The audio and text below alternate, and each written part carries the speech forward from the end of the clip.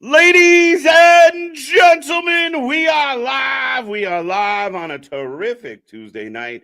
I hope everyone out there is happy, healthy, and safe as we bring you NXT tonight. It's going to be a fun one. I will remind you, we are the Wrestling for Life Network. We are the channel that just covers more live wrestling than anyone else out there.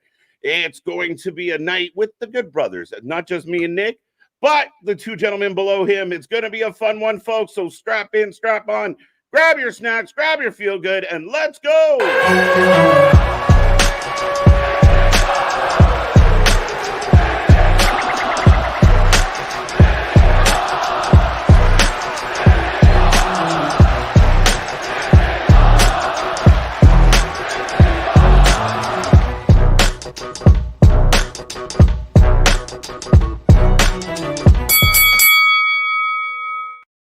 Ting, ting. We are live and back at it again, folks. Like I said, we are the Wrestling for Life Network. This is going to be another fun one as we dive into WWE NXT and on their road to WrestleMania, which stand and deliver, I guess you want to call it.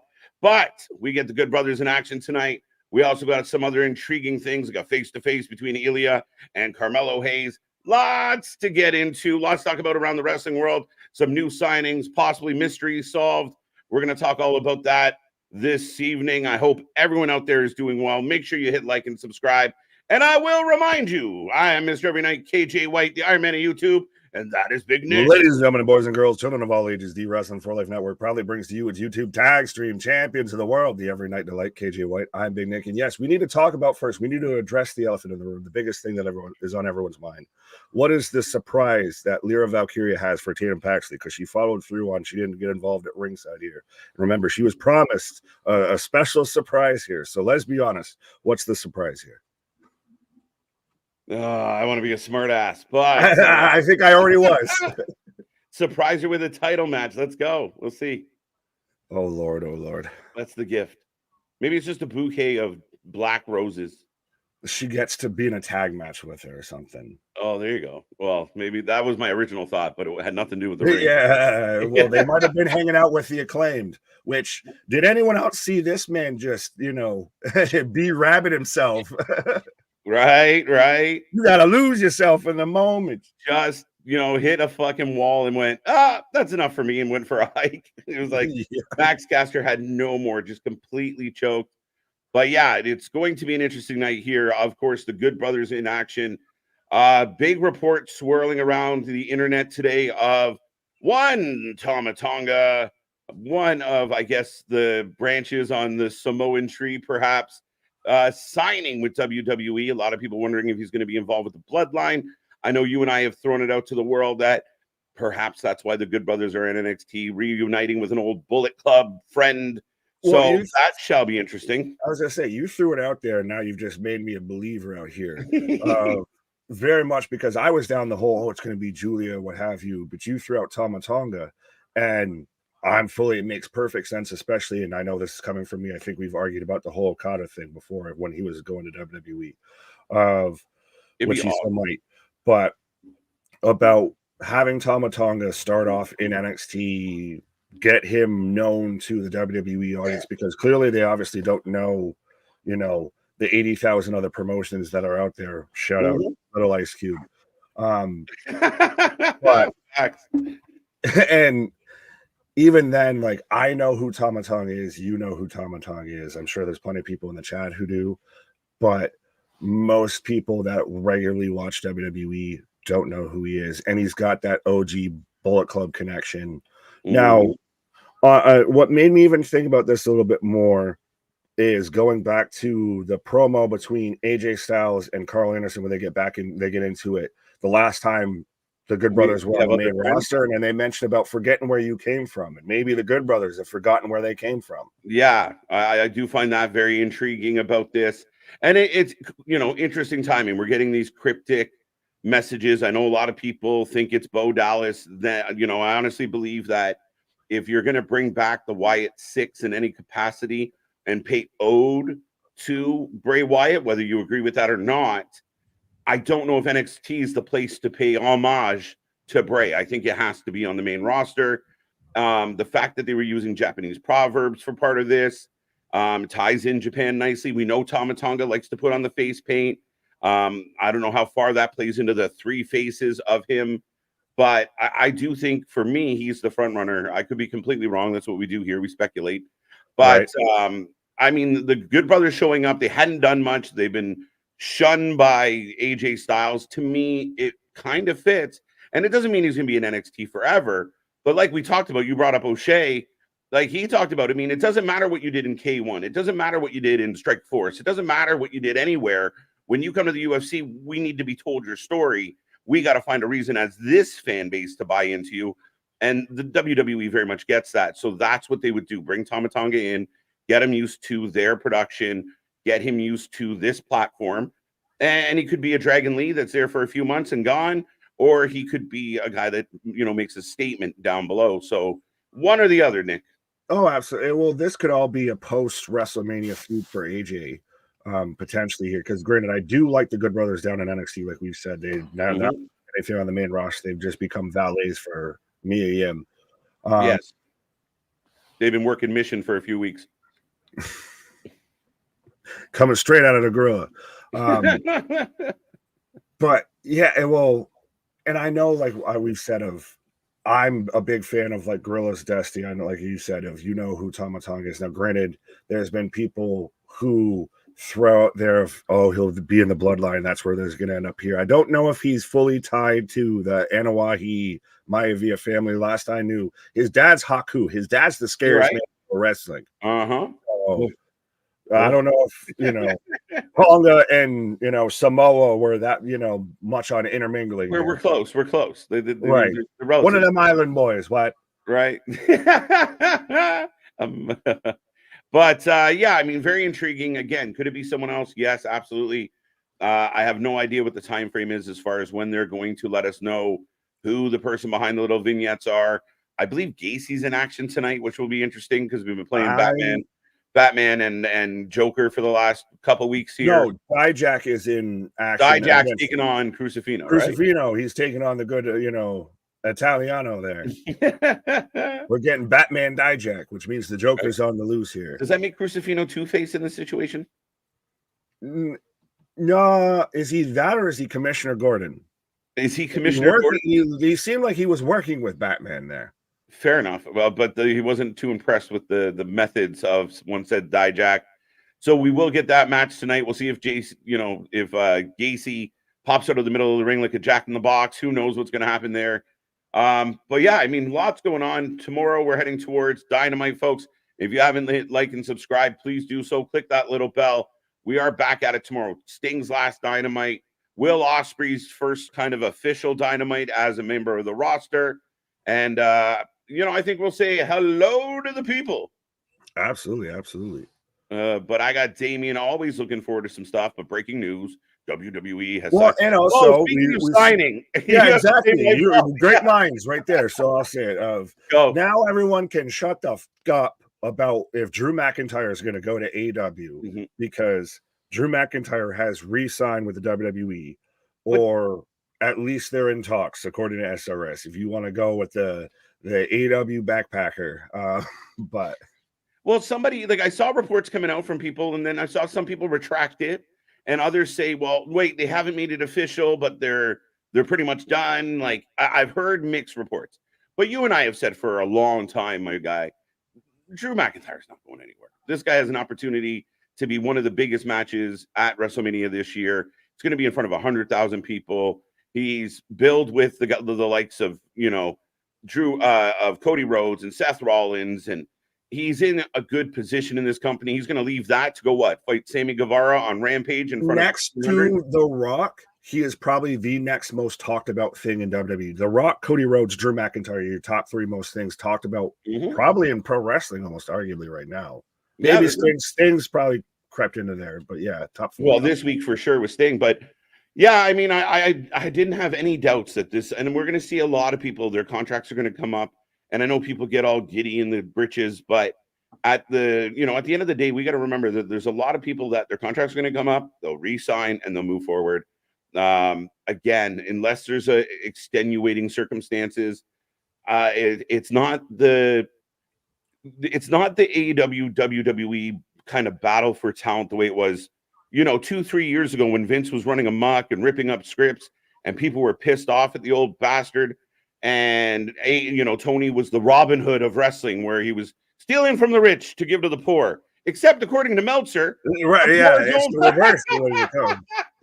The dumbest shit comes out of this man's mouth. Like, I'm a poor. I don't like. I still, honestly, and again, we'll move on to the chat here, rapid fire. If I see Robert, I see Trey, I see everybody. Which Robert, I just will click on this real quick. Of who else in the chat is ordering Revolution? Well, we will be here live on Sunday for Revolution.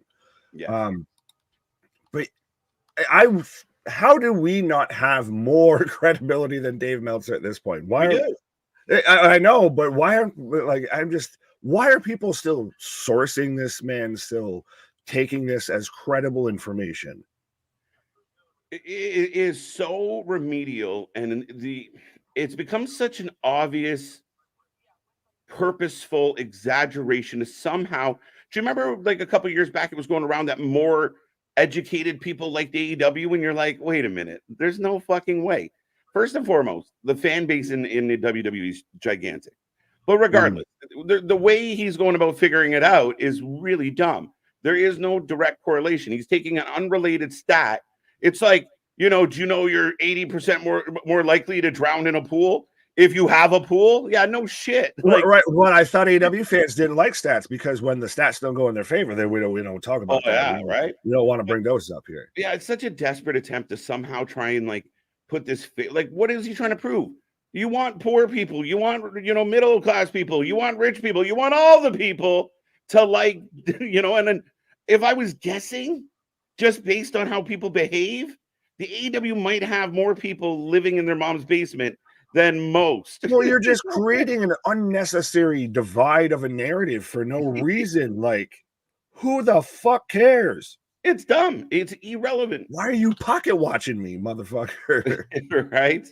But anyway, back to the people. I'm very interested in Gigi Dolan versus Parker and Jackson versus Perez. Of course, some good old lady matches tonight. Should be a good one. Gigi back in action. C Money looking forward to Lexis King versus Von Wagner, taking Lexis for the dub. Both guys don't win very often, so this will be a very intriguing one. Could Mark Stone join Lexis King? Turn his back on Van Wagner. No, Robert Stone will not jump because his kids are still little Wagners. Okay, all right. TK announced Haas fight. Yes, we'll talk about that later. We are in pay-per-view week, so we do expect somewhere around 7 or 8 matches to be randomly added to the card this week. Stay tuned. We're probably going to get Soraya and Harley taking on Angelo and fucking Ruby. Right.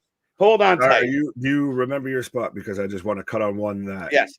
MDB out here. Well, as someone who almost drowned twice, I'm glad I don't have a pool. I've been there, my guy. I've been there. As I have Zen right now. Right, we talked too long. So again, folks, I will remind everybody, shout out everybody in the chat. We will try and get to you. Yes, we will get to you. But we do have the super chats, the super stickers as well. If you want to make sure you get your comment ready, and you also want to help support the channel. Yeah, I got Ilya Dragunov coming out, arm in the air. Let you know when I get there. Yeah, wait till he raises the belt. Nick and I are locking up. The show is beginning, ladies and gentlemen.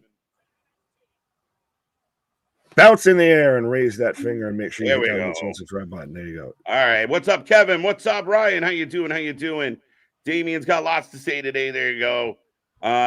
Son of Haku. Yes. The most dangerous man in pro wrestling, I swear. There you go.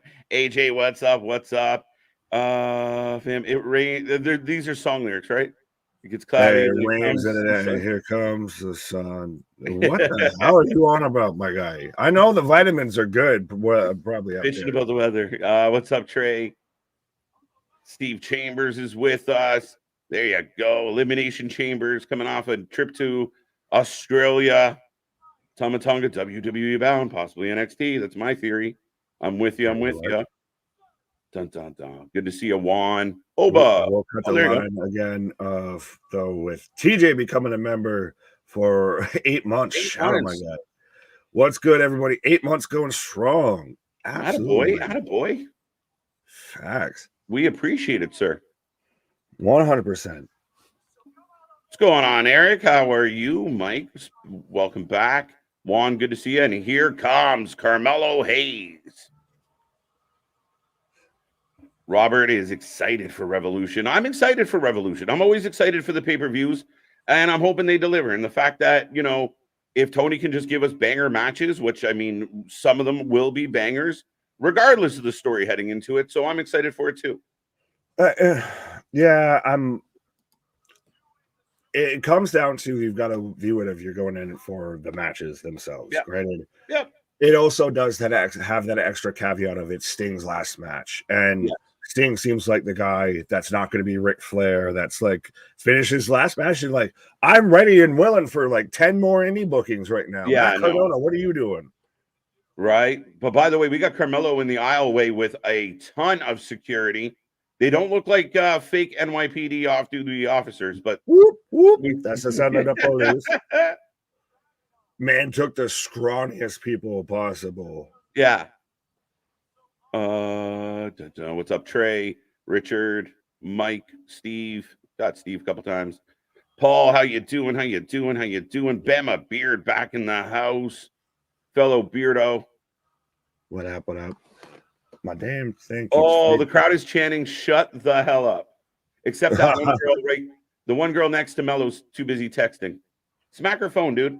Just take it. Just be like, first off, kill bitch, and then click eat. Right? What's going on? Bash.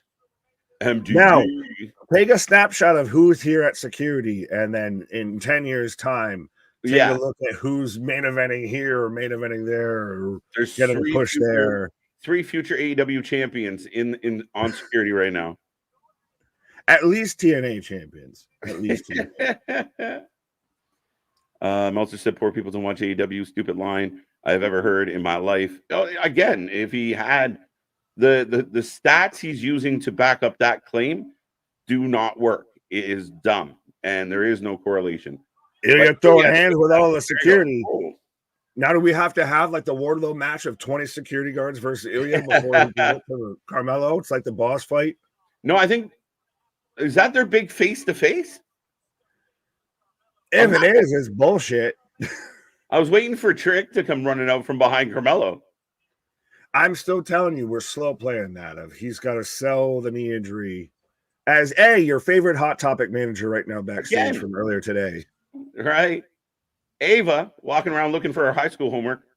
Oh, yeah. So this is what we had that came out earlier on social media, setting up Gigi Dolan versus Jada Parker, which, you know, I used to pray for times like this so I could rhyme like this.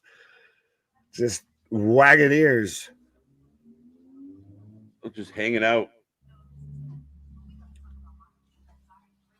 Kind of built like her dad from the waist up. I was going to say more from the face up, but you can have that. What's up, Mike World Order on YouTube? How you doing? How you doing? Big meaty men slapping meat. That's what we're doing here. World Star never mentioned your name. Your name. World Star. Remember when that used to be like a huge thing to go on World Star? Like you were the most respectfully ratchet motherfucker if you ended up on World Star. I remember shit would happen and being out and about and someone would yell out, like there'd be an argument somewhere or a scuffle and someone would be running around yelling World Star. World Star was TMZ before TMZ existed. Fucking hell. How's it going, Tiffany? Hope you're doing well. As I've got Kiana James or Kelani Jordan. God, Kelani Jordan. You're taking on Kiana James. Can she change her name? They are too close to each other. Well, this is the KJ Battle Royal. KJ overload. I got KJs all around. Big bright smile from Kelani. And by the way, we got the according to the Wrestling Observer Network, the worst commentator of the year, Booker T, back on commentary. Yeah, Book is back. Poor Book. Ducky, fuck you, Meltzer. Yeah, no shit. Here comes one of the best entrances in all of NXT. Get to the chopper, Nick. Yeah, I'll do it. Listen to me. As Kelani James. Who you got? Kiana James or Kelani Jordan? That is all your fault. What? No, this is KJ on KJ on KJ action. There's Who are you taking? KJ or KJ? Yeah. Who you got? Which KJ? Right. No KJ's barred. Right. We've got Kiana James with Izzy Dame, taking on Kelani Jordan. So we've got Carmelo Hayes' boo taking on KJ's boo, I guess, here. Let's go. Boo, Carmelo, you traitor. Now, I did notice that the crowd was chanting, shut the hell up this week. So that's good. But I'm sure they got told. This isn't AW. You can't just be flipping the birds. You can't just be swearing all the time. Otherwise, we're not going to have to air this. Right. I'm excited for Ospreay. That's about it. It's Dynamite. I'm looking forward to a few things. And again, little sentimental. Sting's last Dynamite. We'll see what that entails. Ospreay arriving. I mean, we already know he's being set up, like I said, and I've been on the record. So tomorrow when you guys tune in, if it happens, you'll hear me be very vocal about it. But if Jericho gets involved in this Ospreay angle with Callis, I'm going to be very upset. I'm going to be very vocal about how angry I am.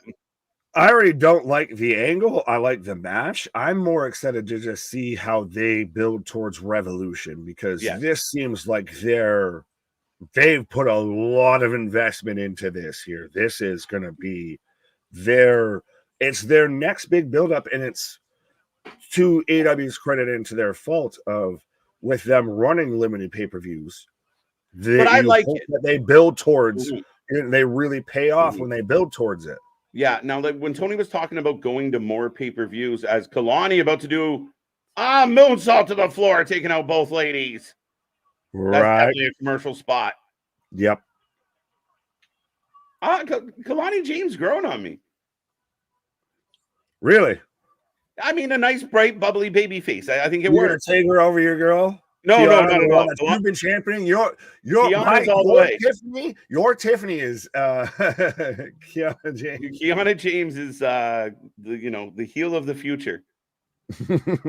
What is the main event of tonight's NXT? Could it be the OC versus Idris and Enofe? I made them one person. The only way it is that, and as we're in commercial right now, what else and we've talked about it, is if we get a payoff to the vignettes, or we get we don't even have to get them there, just a vignette or a video or anything. Right? Yeah, interesting. Show up right at the end of the, near the end of the match and lay boots to them. Good work. Well, what else do you think?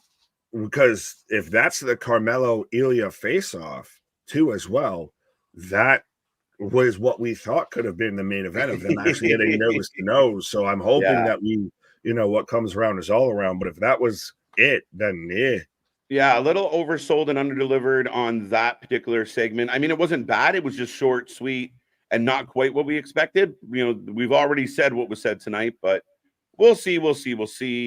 The unofficial fifth member of Jodeci, Carmelo Hayes.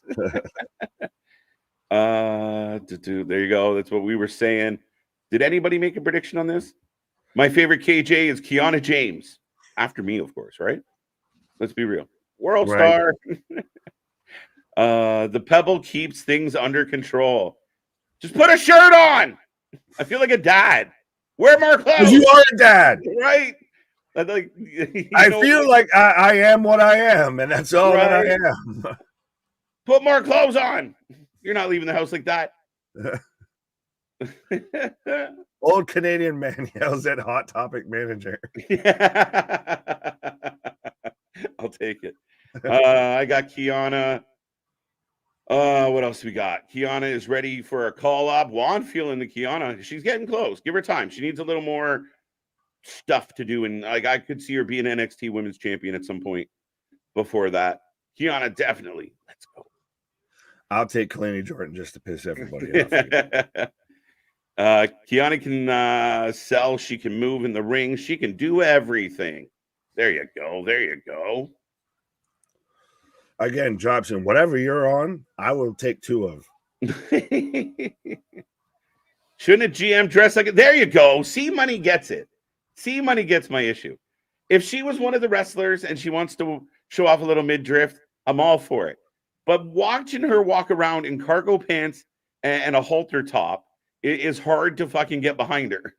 Well, there's layers here. Is it because of the way that they presented it? Is it because do you need her to be out there like Stephanie? I'm all grown up now. Yeah, you got the lesson to learn and all of that, or like with the suit, like Sonya Deville, or has NXT kind of just started to seem like it's this Southampton Institute of Technology of it's just this campus mentality, or I'm waiting for Andre Chase to go ask me about my, you know what? It's like the president of the student council is in charge of the school. That's what it feels like. But doesn't all of NXT kind of feel like it's just a campus run wild? Yeah, right. And that's what I mean. It is Blue Mountain State up in here. Give me a hell. Give me right. Well, actually, shout out. That's a fantastic show. If you have never loved that show. Classic. Oh, amazing. It's our Trailer Park Boys. That's what us as U.S. representatives have to offer comparable to Trailer Park Boys. But that and Workaholics. But I have never seen Workaholics. You should. We're back from commercial break.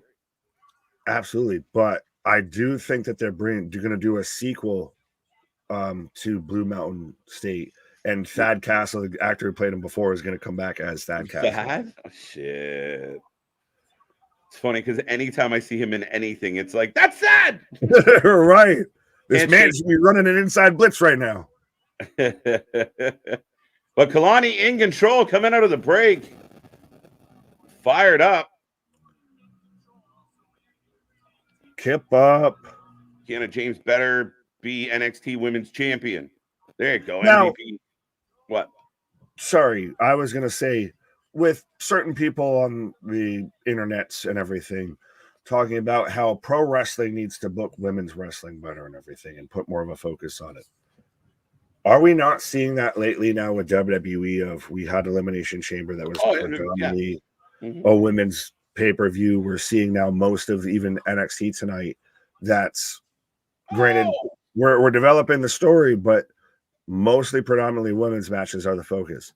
Yeah, Flatliner by Kelani. Yeah, I mean, again, I think this is nothing new, especially with NXT, that I have always felt like, you know, for better or for worse, they do shine a big light on the women's division. They give them a lot of time. And yeah, I mean, going all the way back, we talked about it at Halloween Havoc. They pretty much had a night to themselves. Yeah, I mean, again, I know some people like to ignore it. I know, like, you know, we have moments like last night where someone said the two women's matches were really short. The other one ended in DQ. But again, you're still big spine buster. Sorry, and a dose. You're still getting more angle, more importance for the women's division. I know when Tony Khan took heat for not booking the women, we got 3 straight main events. Then he went right back to not booking them. We want angles. We want things that matter. We want things of importance for the women's division. Right. And speaking of things that aren't of importance, I kid, but I don't understand why every singles women's match on NXT and AW.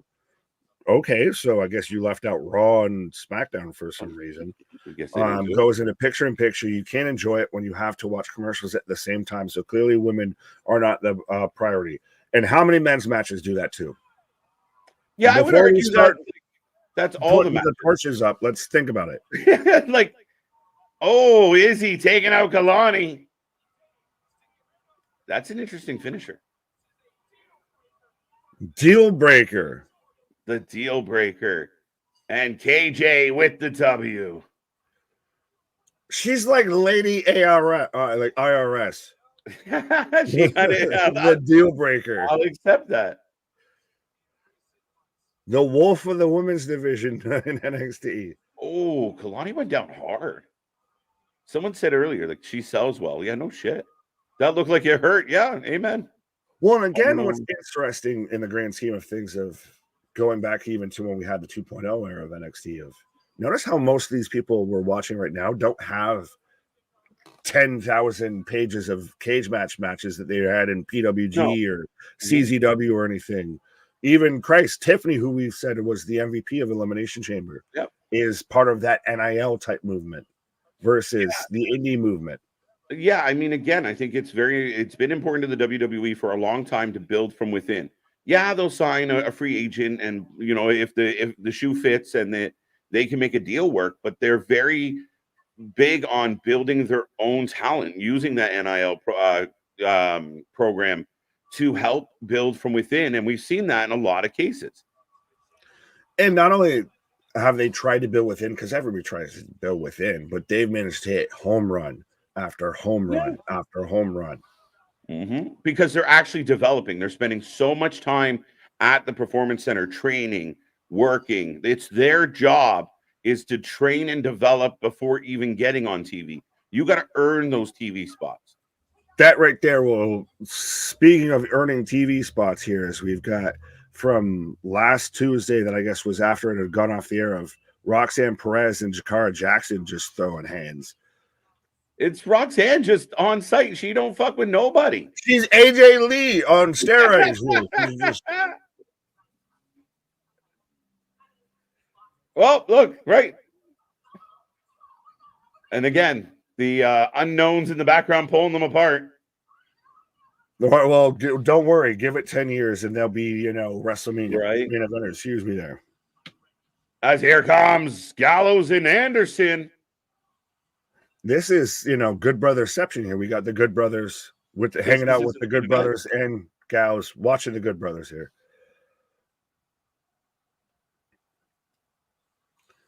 But I was saying, not to cut off their entrance here, but how at times, though, when you try and invest in your own talent and you don't manage to actually take that time, like you hit the nail on the head, the biggest advantage that WWE has over everybody is the Performance Center.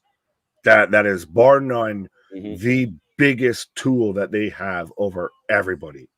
Yeah, and again, we've harped on this many times here of, like, Tony bought Ring of Honor. He has an opportunity to kind of set up. You got QT Marshall, use him and make him a Performance Center type guy, and use NXT just to develop, or a Ring of Honor to develop the Hooks of the world, and the Billy Starks, which I know they're trying to, but it's not the same.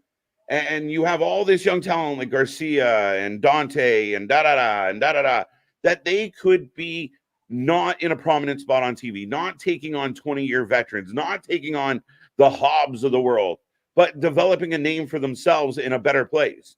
But that is the advantage that NXT provides. You see Tiffany, she makes a seamless transition to the main roster. Braun Breaker, seamless transition to the main roster. Like, these are people that are comfortable in front of the crowds, comfortable. They get little tastes of the main roster, and then they get fully pushed, and it works. It's going to work. Because they're seasoned versus they pop up, every now and then, or they get brought in from here or there, or they've, well, just go out and do it, kid.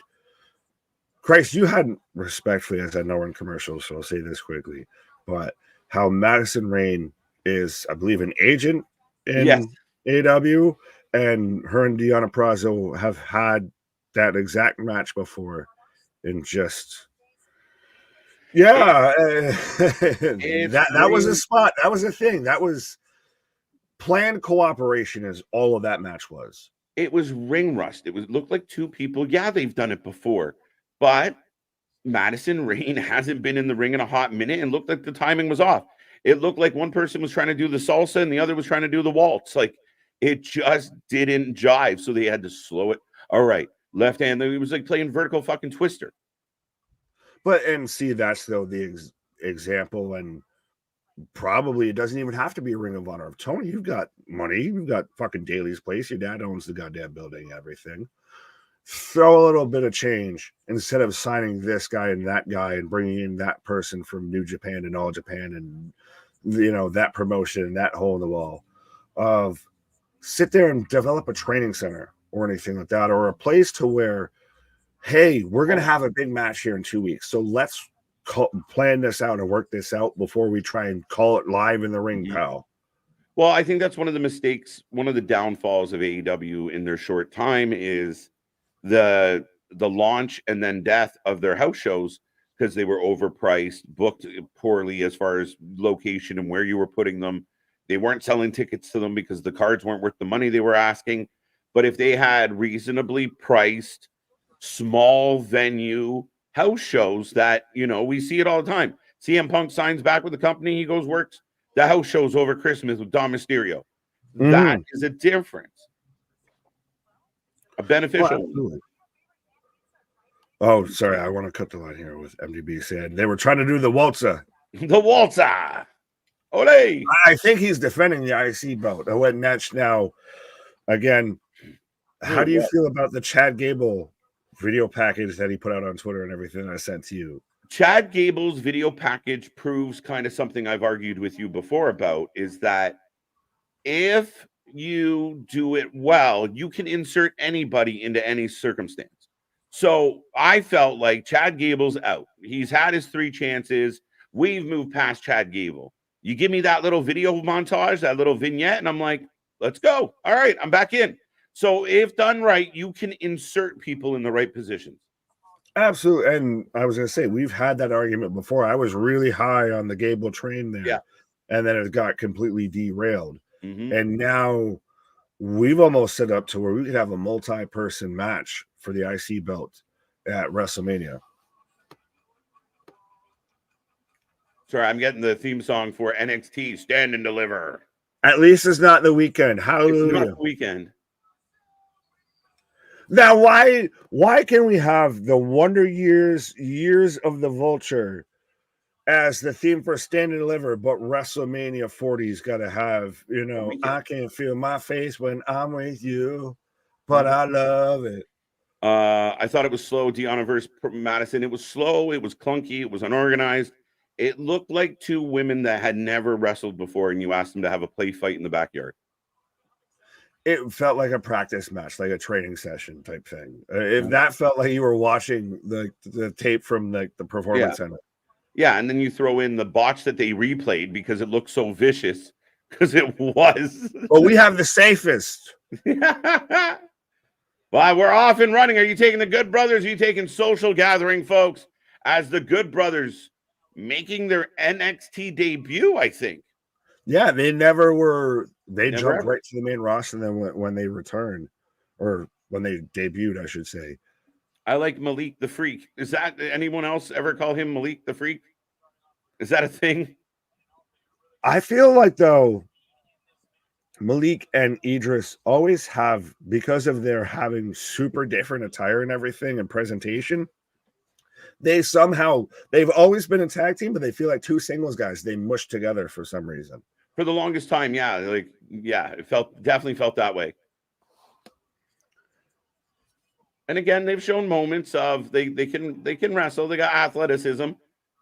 But I do also like that, with this being, like you said, the Good Brothers debut, their first match in NXT, and especially in the modern NXT. Yeah. That they're thrown in there. They're not taking on some job team. They're right in there with somebody that's been in tag title contention there. Oh, maybe nice not be the prominent team, but a team that's on the upper echelon when it comes to NXT tag teams. Right.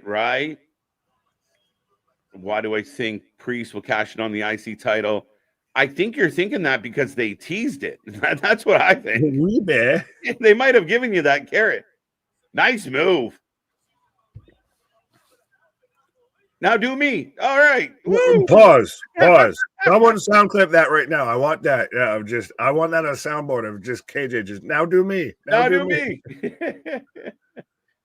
But they're already. It almost even looks like they're already wearing between Edris and Malik, that they're almost wearing their fucking HBK genetic gear already, because you got Malik out there with all the clubs, the spades, the diamonds, all of that. He's got very much the HBK gear. Meanwhile, or no, it's Enofe that's in the corner. Sorry, Malik's the one getting stomped out. Mea culpa. Yeah. As Gallows hangs up Edris. Brothers for the win. I like it. Good Brothers for the win. And it's nice to see them in like the good pace of the match, good start. I mean, this is good. I think Rio mentioned, he's happy about it. I mean, yeah, this is a good chance for them to kind of start over and get some shit right. Remind people they're wrestlers. Absolutely. Well, and we've seen that happen with a lot of people in NXT lately. Christ, we still see it with Baron Corbin. And it's this if it's either this or they sit there and flounder on the main roster and proceed to do nothing. And then it's, oh, why did they bring them back? Oh, can you see that they're wasting this talent? Oh, I can't believe they went back there to do that. Yeah. But now they are in complete control. Gallows going back to his fake Kane days there with the uppercut in the corner there. Laying him Who out. was more believable? Luke Gallows as fake Kane to Glenn Jacobs or Brian Adams to fake Taker to Taker? Fake Taker to Taker or fake Kane to Kane? Fake Taker, I think. Fake Kane. I mean, he had a mask, actually, now that I think about it. He had a mask. We had a poodle-ass hairdo. What the worst ever was fake Razor and fake Diesel, which was Glenn Jacobs. That's awful. That's not even comparable. That's not even... Sitting there watching that shit as a youngster, like, wait a minute, that's not right. Wait, am I dumb or are you dumb? And you're trying to convince me I'm dumb. Edge and Christian wore matching gear many times. I don't know what that's in response to. I was pointing out how the team didn't have matching gear, but good on you. You tried. Oh, Sling Blade, kinda. There goes Gallows. Good match. Right. Revolution Bash. Oh, suplex. A little bit of a jackhammer twist there on it as he's going up to the top rope here. Oh, I get it now. Rio was responding MDB. It all makes sense. Fake Kane. There we go. Fake Kane. He had similar mannerisms in a way. Yeah, fair enough. I recanted real quick. I think again the biggest thing that threw it off with fake Taker was that Brian Adams was shorter than actual Taker. Oh, Shatter Machine. No, that's getting FTR. It's been so long since I've seen them hit their actual finisher in a fucking match that I can't remember what it's called. There we go. Thank you. Big win, decent match, nice pace. Oh, we got talking. Chase you.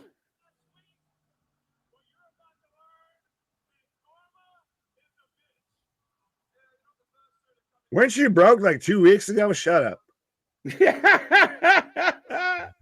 Magic Killer, yes, the Magic Killer. Dun, dun. Fetus. Festus. Fetus. Well, I don't know what you were trying to say. Festus. There's an S there. Axiom's in the house.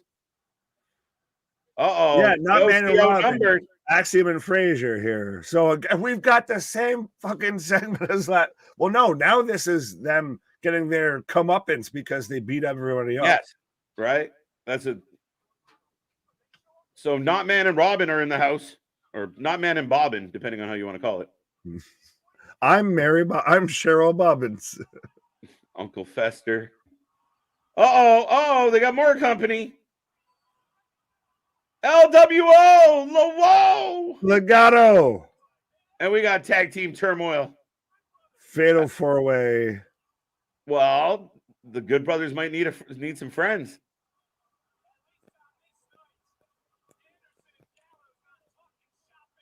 Gallows and Anderson not talking shop anymore.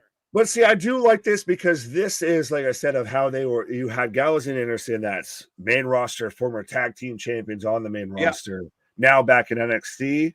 And now you've even got Borne and Baron out there. Killing me. Bro, this is Bill and Ted's Accident Adventure right now.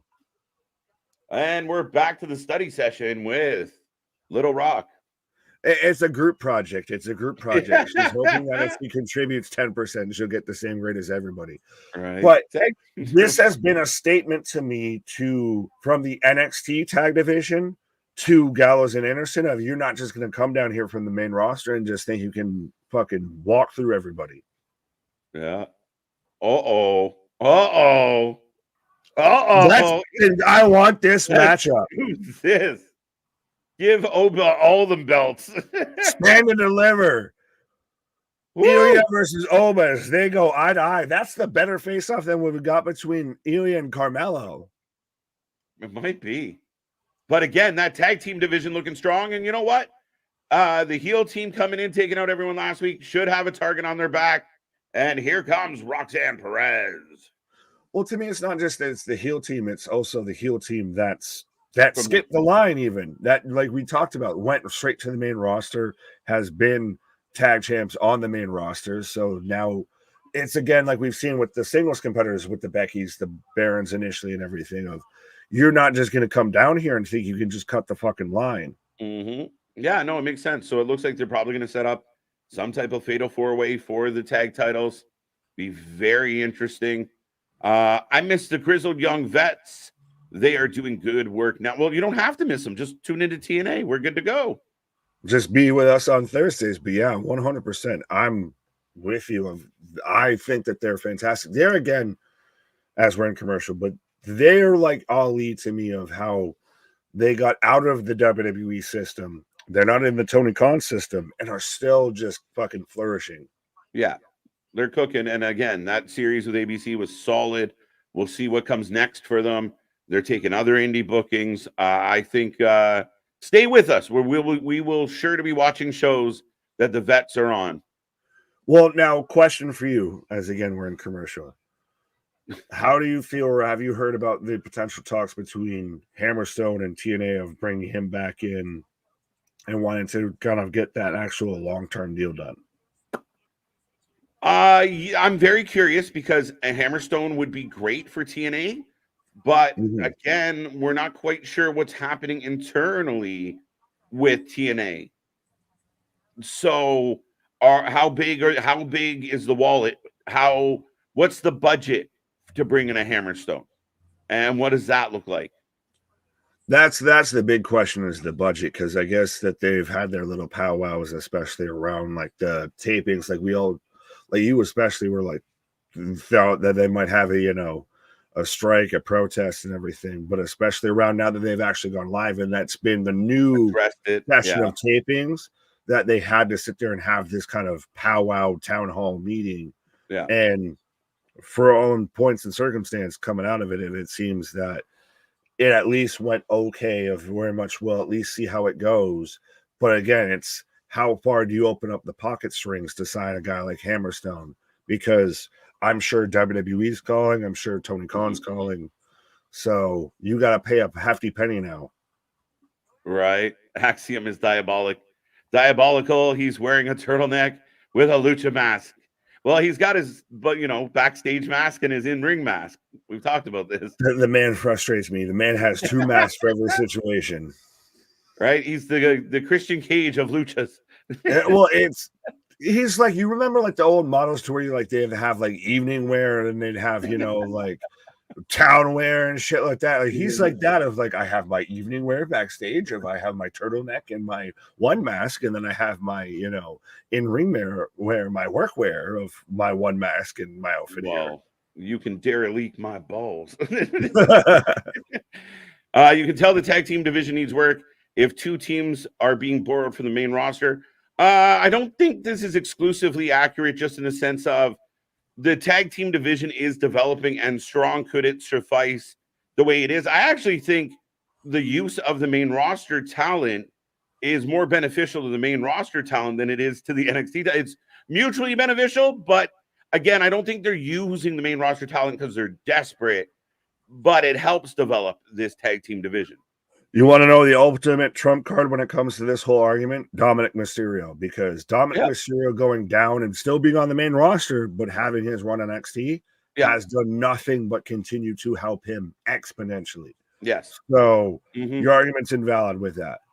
Yeah, a little bit. I don't think it's, and it's something they're definitely trying to work on in all three shows, is the tag team division. We see it with what he's doing with DIY and trying to bring in more teams. AOP's back in the mix now. So we see it. We see Imperium and New Day having decent matches, not just nothing matches. So there is a function there. Having the OC come down isn't like, oh, well, we better get OC down because they're going to help our division. They do, but at the same time, it helps them do something of substance, like we've seen with Baron Corbin. There's another great example. Does it not feel like more of a fluid product when you've got this little bit of a bleed over? Like, it's not a heavy bleed over, but you've got a little bit there. Yeah, I don't mind the trickle down at all. I don't think it's a demotion or anything. I think it's an opportunity for people to wrestle, for people to help younger talent. I think it's all good. Tiffany Stratton would not be where she was right now, respectfully, as a Tiffy fan, if it wasn't for her feuds with Becky Lynch and everything. Right. It's weird that Braun doesn't show the title on SmackDown. I thought he did. I thought he had it with him the other night, or at least in the graphic. I believe, but we've got Jakara Jackson taking on Roxanne Perez right now. So, folks, give us your predictions. Who you taking? Ooh. I'll go Roxy, though I think I'll take Jakara. Interesting. Yeah, I figure I'll leave that for you. Jakara and Lash, how you doing? Andrade versus Gunther for the IC title. Potentially interesting. I think we might get Andrade versus Dominic coming up as well. I like that tease, though. I like that tease. I don't mind it. Again, you're making the IC title valid. You're giving a bunch of competitors that could contend for it. It works. It definitely works. Midriff, KJ. Fred Midriff? Tampa Bay. I don't know why you. That's funny. I will, because you said Fred McGriff. No, I know. I got it. I was thinking of Fred McGriff, the baseball player who played. That's what I meant. Okay. Yeah. I was saying this to Boston. Oh. I'll get you there. Thank you, Nick. Shut up. Ilya versus Oba. Give it to me. Yeah, I'm okay with that one. 100%. If that's the stare down we really got, I'm all the way for it. Right. Oba will become a double champ. Who the hell's going to beat Oba Femi? He's a monster. Oh, wait. Lash helping with Pop Rocks. Bye-bye, Lash. The disrespect.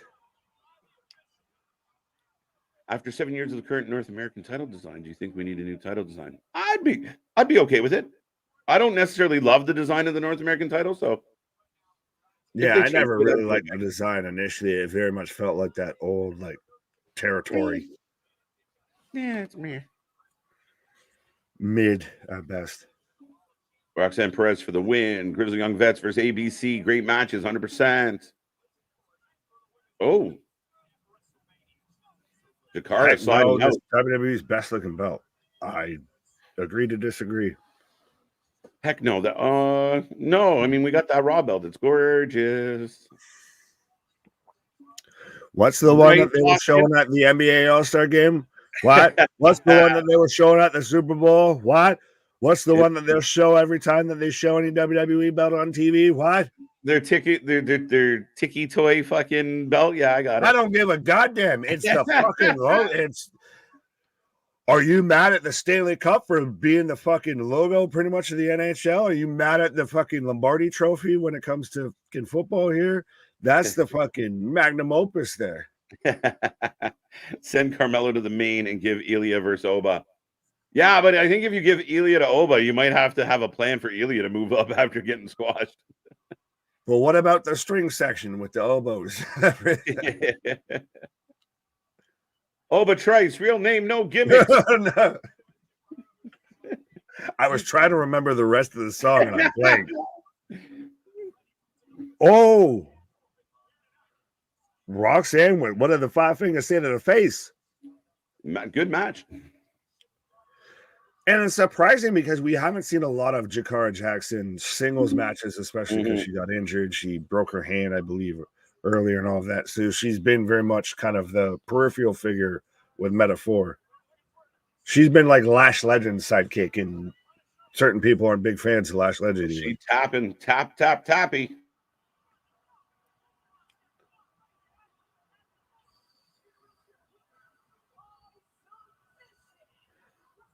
Is there a trend in WWE right now of like the possibly psychotic kind of punky chicks that might be face, might be heel, like Roxanne, Liv, Cora Jade was on that trajectory, like of just might be touched, but also might break your fucking face.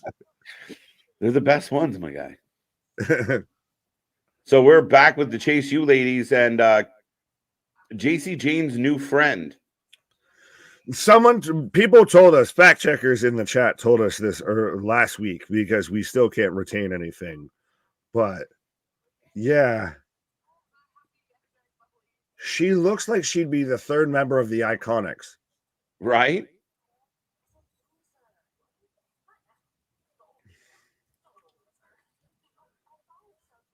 See, Thea's going to become friends with Fallon. The good girls against the bad girls. My guy, this is like, you remember when the network had like reality show, like Total Divas and everything, like, or even the American Pie movies? This is this shit. Hey, I love those movies. Note to self, never leave KJ in a pie alone. We'll just tell her we ate it.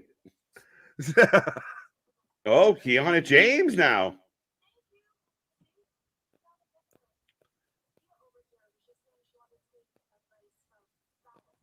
Look at the bad girls all teaming up and picking on Thea. It's all the heels unite. It's Mean Girls. Mean Girls. It's a goddamn sorority. Like I said, it's NXT campus right now. Right.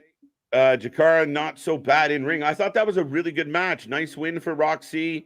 Solid. You know, you get Lash Legend kicked out, but here comes Dijak. Yeah, we got the Batman Dijak in it. Yeah, do it. It's amazing. You make sure you hit that like, share, and subscribe. We're going to be here for everything. It's fantastic. Who won dark hair or orange? That hasn't happened yet, actually, Larry. No, that did happen. Jakara Jackson. Oh, Jakara lost. I was thinking of Gigi. I'm like, we haven't got Gigi yet. The other orange hair. There's more than one orange hair. Wrestling has one more than one orange hair family. Fuck. As we are getting Dijak versus Crusifino. Right, yeah, good old Cristofani there, you know, Crucifixo. Cristini there, out there with the fucking... He looks like he should be MJF's agent or something. Right? Perez wins. Yes, she did. Dijak for the win. I got Dijak. Yeah, I mean, unless Gacy gets highly involved, Bob, he could still be in the straitjacket. I think that there could be still a distraction. He's running out like this. Hey, he literally, I mean, the man's sitting there. He was doing Kevin Owens before Kevin Owens was doing Kevin Owens, batting his head against the fucking plexiglass. But so I can see him out there hopping with the fucking chains, the gimp mask, everything. Are you okay? I'm pretty fucking far from okay. But I can see where Crusifino, he gets the Crucifixo. And gets the surprise, the most devastating move in pro wrestling, the surprise roll-up. Duke of Dudley, welcome. Apparently the Duke finds Dijak quite attractive. Dime Jack. there you go. I mean, nothing strange out there in Dudleyville, so. Fake vigilante versus fake lawyer. Facts. And we'll have the fake prisoner come running around in a minute. What is, again, Batman versus Two-Face? Well, I see the bat signal. I'll be right back. You can go. Commissioner Gordon's taking a pause for the cause there, folks, as I am a commercial break. So I'll remind everybody, we are the Wrestling for Life Network. We do this for anything and everything when it comes to pro wrestling. We just passed 3.9K subscribers. We're on the tippy toes before our birthday here, 4K subscribers, before our second birthday here. But we'll be back here for tomorrow night, Dynamite, where we've got Sting's last televised show, his last time on wrestling TV. We've got Ospreay, his official, like a referee whistle debut on Dynamite. Thursday, we've got TNA, the fallout from No Surrender, and I guess respectfully, spoiler alert, the tapings from New Orleans. Friday, if you smell, we've got The Rock back on Friday Night SmackDown. I'm going to be back there for the next 3 SmackDowns, by the way. And then Saturday, we've got Collision plus the House of Glory show. Sunday, we'll be here for Revolution of Sting's last match show 100%. Again, nobody covers more live pro wrestling like we do, as much as we do. Often imitated, never replicated, never duplicated. So be a friend, tell a friend, hit that like, share, and subscribe button. What? And there's my sales pitch. Tippy toes. Yeah, we're on the tiffy toes. We're at the tiffy toes. We're at the tiffy top. How you like the new AW Dynamite logo, Nick? I was hoping that you would have asked this, or we would have talked about this when KJ gets back, so KJ can touch on this as the Canadian representative. So I don't mind it. I it's kind of respectfully, it's like putting lipstick on a pig. That's great, cool. You can fancy it up, you can change whatever you want to, etc. with this, that, and the third.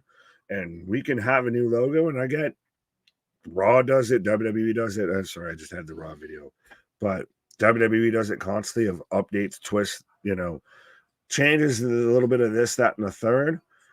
But you really need to get down to the core before you start worrying about semantics of, visual presentation here. But I have also allegedly heard, according to Andrew Zarian, so if he's wrong, be mad at him, not me, that new logo that's floating around, the quote-unquote colorway, because now we're getting into like Nikes of colorways is exclusive just for the Canadian tour, that they're still going to, change it up for once they re-debut the whole new logo. As we've got the Good Brothers squaring up with the Wolf Dogs backstage talking about the NXT tag titles here. He have elevated other wrestlers and helped his reputation. What now? Oh, you're going about OC. Okay.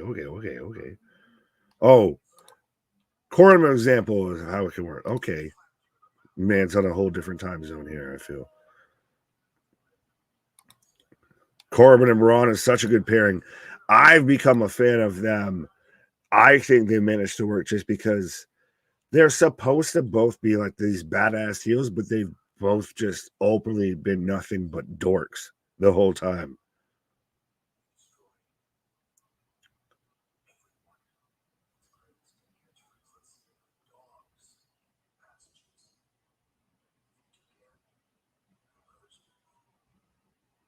So I don't know if I like this so the challengers for the belts are laying down to where, granted, I feel like that match was probably set up, but we've got to get the Wolf Dogs through Chase U, and then, the Good Brothers will be waiting. I don't know if I am always a fan of the guys that are, challenging, just got here.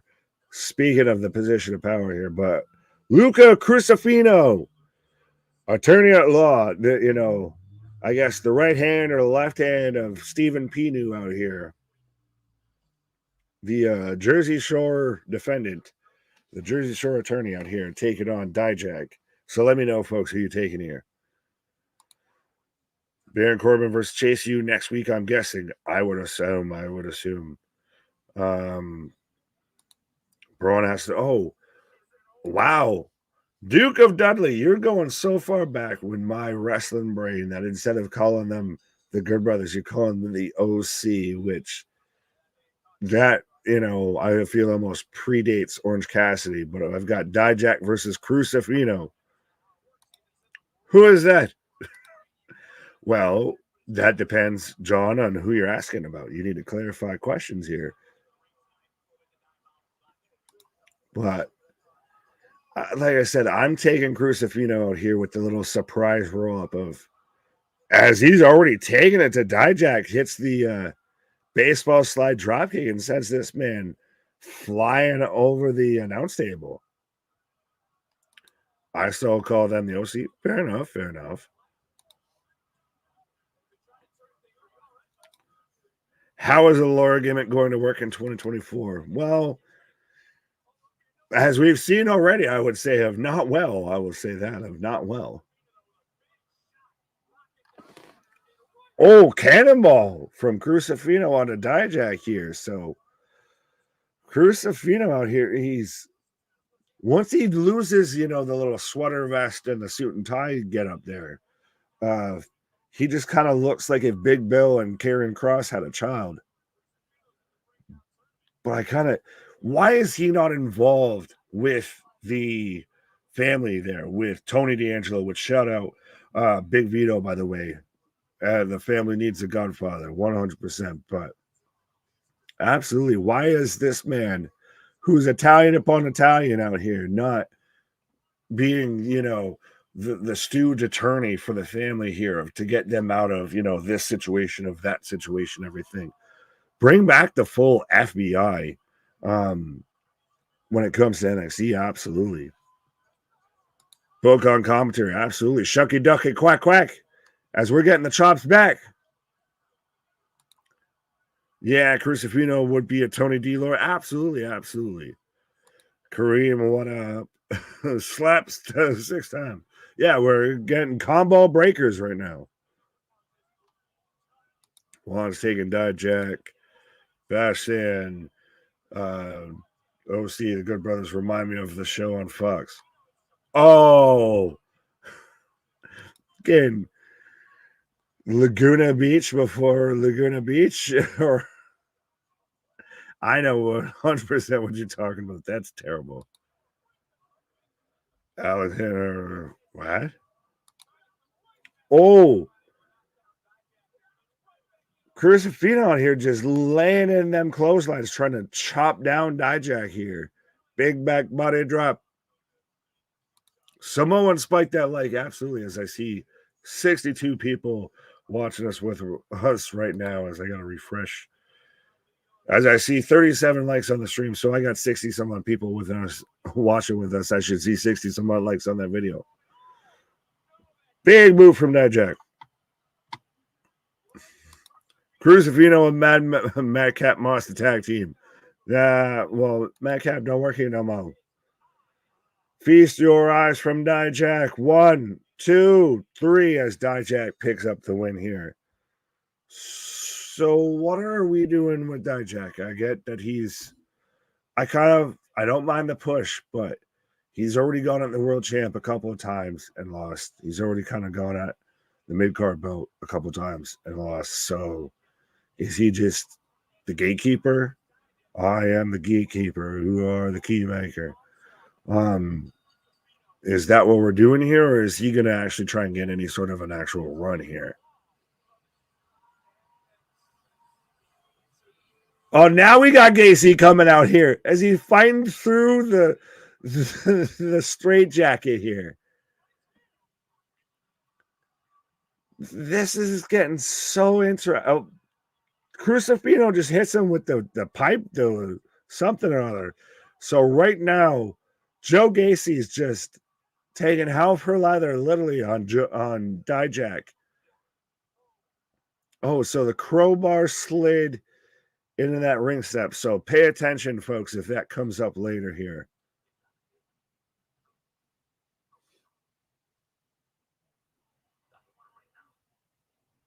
As we've got the family backstage here. Oh, I was about to say, a shout out Rizzo, but it looks like, speaking of family, but it looks like we got Tony out here saying, go get that guy. Right? What did I miss? So you got Gacy. Well, you got Dijak picking up the win over Crusifino. Crusifino kind of helped Gacy because Gacy came out with the straight jacket all halfway undone. Like, Mans was literally fighting out of the straight jacket as he was whooping his man's ass. He was using the straps on the straight jacket to whip him backstage. But Crusifino sits there and hits him with the crowbar that he slides, between the ring steps. So if later on tonight we see a crowbar pull up out of nowhere, we know where it came from. Yeah. And that's kind of how I thought it might play out, is we get Crazy Gacy running around. Yeah. Well, it came out, it happened all after the match. So we just had a straight clean finish of a feast your eyes 1, 2, 3. Yeah. Yeah.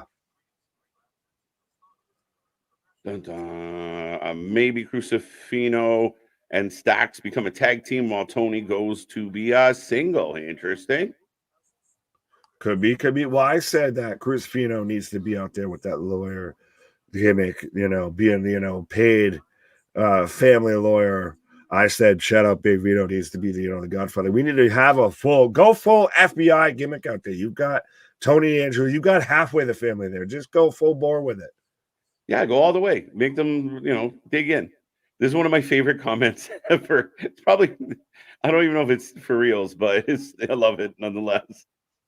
I feel like I either need to, I'm so torn because I'm like, I either need to be the most degenerate possible because I know this man's grandmother is watching, or I need to be on my P's and Q's and be as polite as possible. What's up, Grandpa? Let's go. Oh, Grandpa. I thought it was Grandma. Right. No. Then I can be rude as hell if it's your grandpa, but hi, Papa. Now, Lemon Rice follows it up with, let me show my full hand. Tony D'Angelo singles would love it. I remember he was a singles. He's the one that got rid of Ciampa. Put Ciampa on the shelf. Fair enough. Yeah, now I see to where, this man's hit on a 17 and hit didn't win blackjack here. All right. Sometimes you just got to stop while you're ahead. You gotta know when to hold them. Know when to hold them. Know when. Crooked Crusifino, absolutely. Consigliere. No, we're going all out with Crusifino here. Fettuccino. Sorry, I had to. But that's folks, we're rolling along. Nick's taking a pause for the cause. We are in the midst of NXT tonight. Make sure you hit like and subscribe. We are back tomorrow for Dynamite.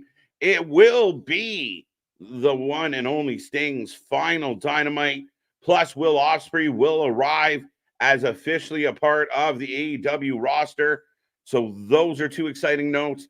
Plus, we're getting a 6-man tag. Plus, we're getting more. And we are in the go-home show of Revolution. Thursday, we will be here for TNA Impact. Friday, we got a doubleheader. Saturday, we will be celebrating our 2-year birthday. So be a friend, tell a friend. We want to blow up the Saturday stream. We will have Collision and House of Glory for our 2-year celebration. Yes, folks, believe it or not, we have been doing this for 2 years straight. We're just a baby still, up against some heavy hitters that have been doing it a lot longer than we have, but we are making strides. We are growing super fast, and we are hoping to hit 4K in the next little bit here. So as we always say, be a friend, tell a friend, like, share, and subscribe. Be a part of the Wrestling Utopia. Be a part of the wrestling friends you can't find in your real life, and let let Grandpa Hugh and everyone else know the Wrestling for Life Network is here to stay. Boom, boom, boom. But we are back. Noam Dar, metaphor on screen. I'm not sure who the new interview lady is. Ooh, I hate hearing that, Chambers. Ugh. I'm ready for Charlie Dempsey to get a gimmick and a push. Really enjoy his matches. He's been kind of lost with the no quarter pound crew. I don't love what they've done with him. He hasn't really found much footing in NXT. So we'll see. Yes, Eddie Kingston, FTR, the 6-man tag, BCC. Brian Danielson is a part of BCC. So BCC will go 3-on-3 tomorrow. And here comes Bird Lady. Next time I see Ava, I'm turning it off. Boston is bugging me. I'm telling you, it's so hard to take her serious as the person running the show. It really is a rough one. Tony beat Ciampa, Santos, and Dijak. Yeah, I mean, Tony had a good singles run, and then he hurt his knee. He was out for a little bit. Then they ran the, the whole gimmick where he was in jail for a little bit. And then ever since then, he's kind of worked his way into a tag team. He could go back at some point to being a full-time tag team or singles competitor for sure. As Bird Lady in the ring. Those are some heels. Caca. I wonder who challenges Lyra next. We're about to find out. I imagine. I can't do it. I'm with you, homie. I'm with you. Beautiful Bird Lady. Listen, Lyra's grown on me. She's done good. She's done well as a women's champion. She has good matches. She's shown more personality as she's come along. When she first beat Becky, I was a little surprised, but she's maintained. And the little gimmick with Tatum Paxley's worked well. I kind of like what they're doing here with Lyra. I think she's really established herself. So, yeah, I'm okay with it. Chambers doesn't agree with me at all, but that's okay. Lyra is sexy, though. Shout out Lyra. I like Bird Lady. See? There we go. She's done well. She's really done well. What, KJ, what do you expect, Dwayne or Vince 2.0 with more? Yeah, I don't know what to say about all that. And her father, her feather friend. Yeah, her feather friend running around somewhere. I'm sure she'll come out. Speak of the devil. As here comes Tatum Paxley. Lyra Valkyrie. Even Bird Lady dressing like a manager. That is funny, Chris. Mason D. Madden. Yeah, there you go. Agreed. Oh, agreed. Wasn't sure about it, but she's not bad. Yeah, I think they kind of like her push and her rise to the championship was very fast. And I think it was based on the fact that they believed in her wrestling skills. They knew her background and they kind of really, used Becky to kind of get her over. However, I think as it progressed, she's shown a little more than just a really good future wrestler. This girl's 100%. I'll find you. There you go. There you go. Down, boys. Down, boys. I like Tatum. I like Paxley more than Lyra. Well, I think eventually we're going to get a match between these two at some point.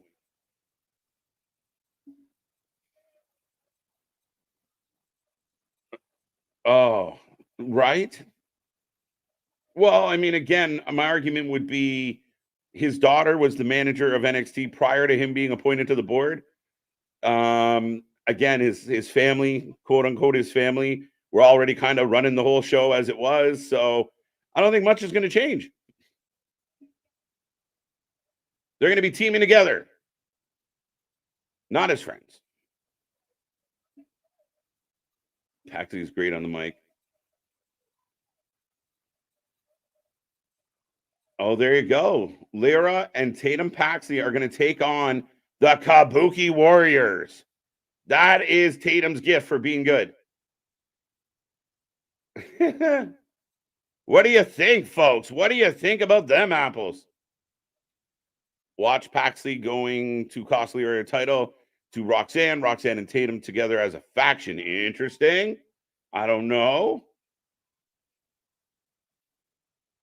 Uh-oh. Ridge Holland. What? What? Where's Nick? I need some whats.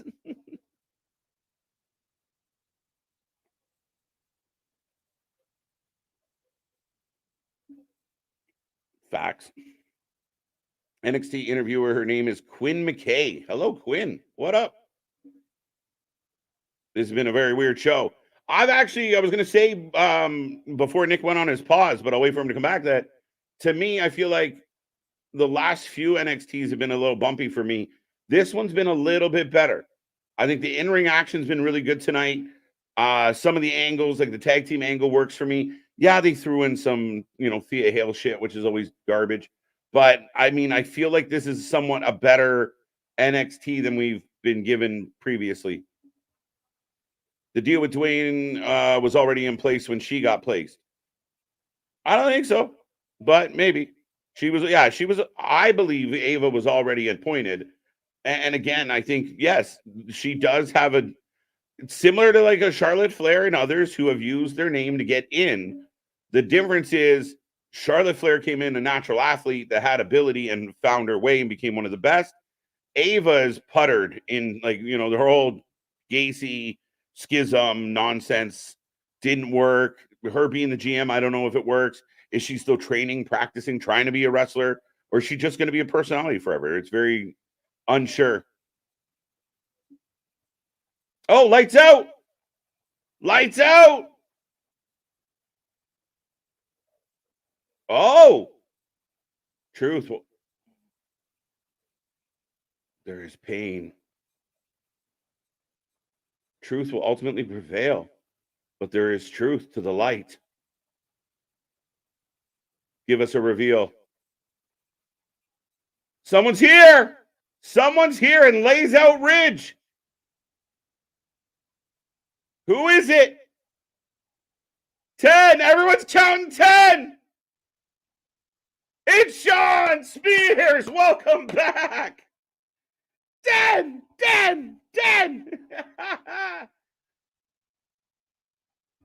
Let's go. It wasn't Tama.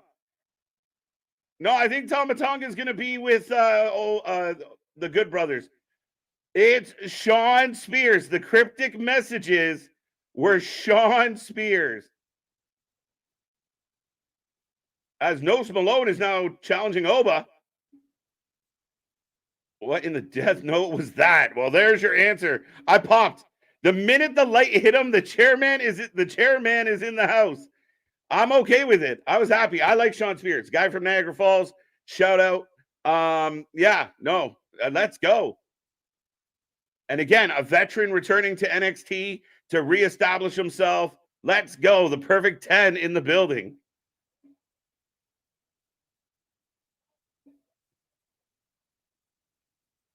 This place is shook.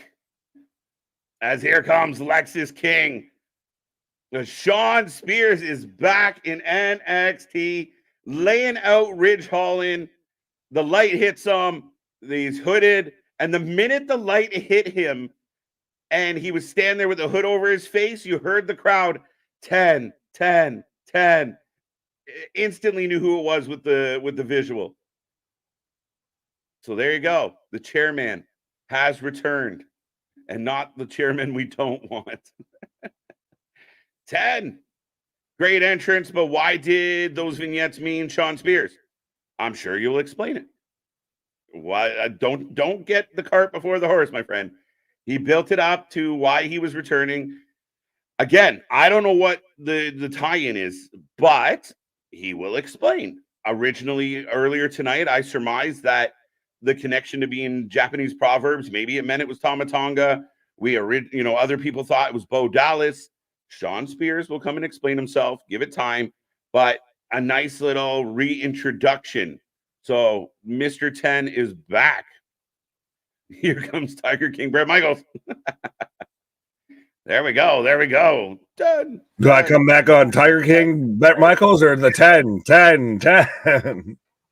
There you go. Who had Ty Dillinger on your bingo card in 2024? It was not on my list. I know I had seen rumors that he was ready to return to wrestling, that he wasn't returning to AEW. Completely off the radar. Nobody, not anybody that I follow or listen to suggested it was Ty Dillinger behind the creepy writings. But I don't know if you caught it, my guy. One more message comes up. The truth will be revealed in the light. Spotlight hits. Ridge Holland gets laid out.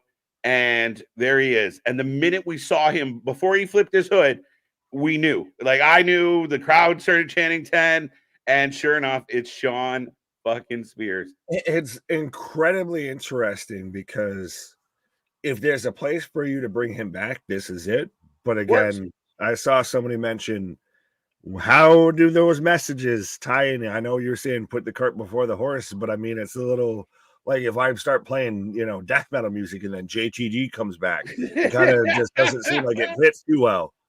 Well, again, I just think that for us, I mean, right now, and I mean, if we go back, every man has three faces. If it all ties into this new image, new gimmick that he's going to push or present to us, this new attitude, I'm sure we'll get some tie into why it happened. Why did he attack Ridge? I have no fucking idea. I don't know anything. I know what you guys know. Well, and we know as much as the SRSs, the Meltzers, all the dirt sheets know, because like you said, no one was talking about this. This was nobody on nobody's radar.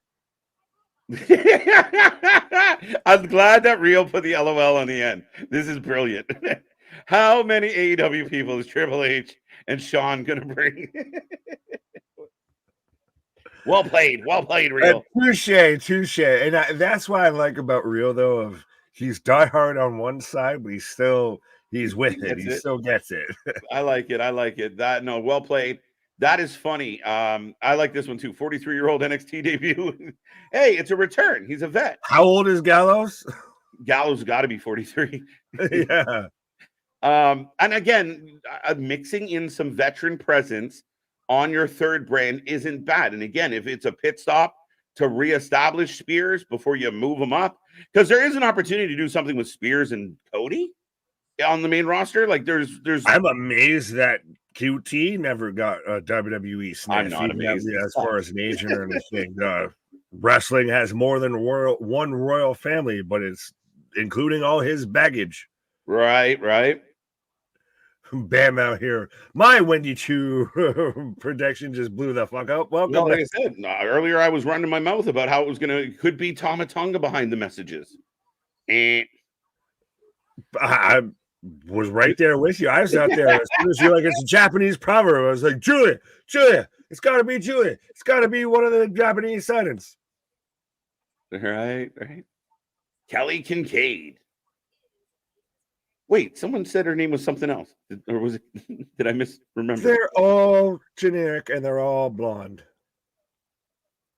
Carmelo out here just rolling deep with security, by the way. Yeah, I thought it was the Repo Man, to be honest.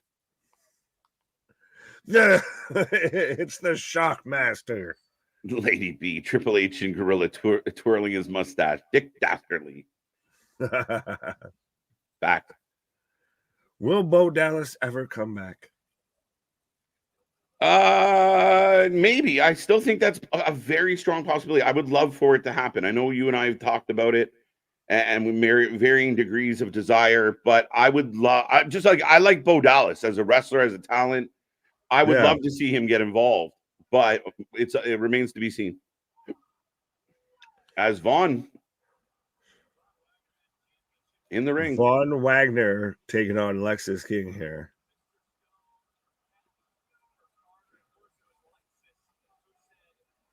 Spears, Dillinger was so underutilized in AEW, like so many others. TK forgot. Yeah, I mean, again, I think Ty as a WWE talent, especially under Vince McMahon, had trouble finding his footing and really getting over with the crowd. He had the built-in gimmick with the 10, and it kind of fell by the wayside. Never got a whole lot of love from Vince once he left NXT. Goes to AEW with higher hopes, and I thought he was good. I thought he was decent, but he was always a background guy. Yeah, and I will give you that. Of underutilized in AEW, you could say that, but let's not act respectfully right now. Yeah, they was like world beater. That like this is like, oh my god, they brought in Kenny Omega. Like, yeah, no, like, yeah, let's not stand on ceremony here.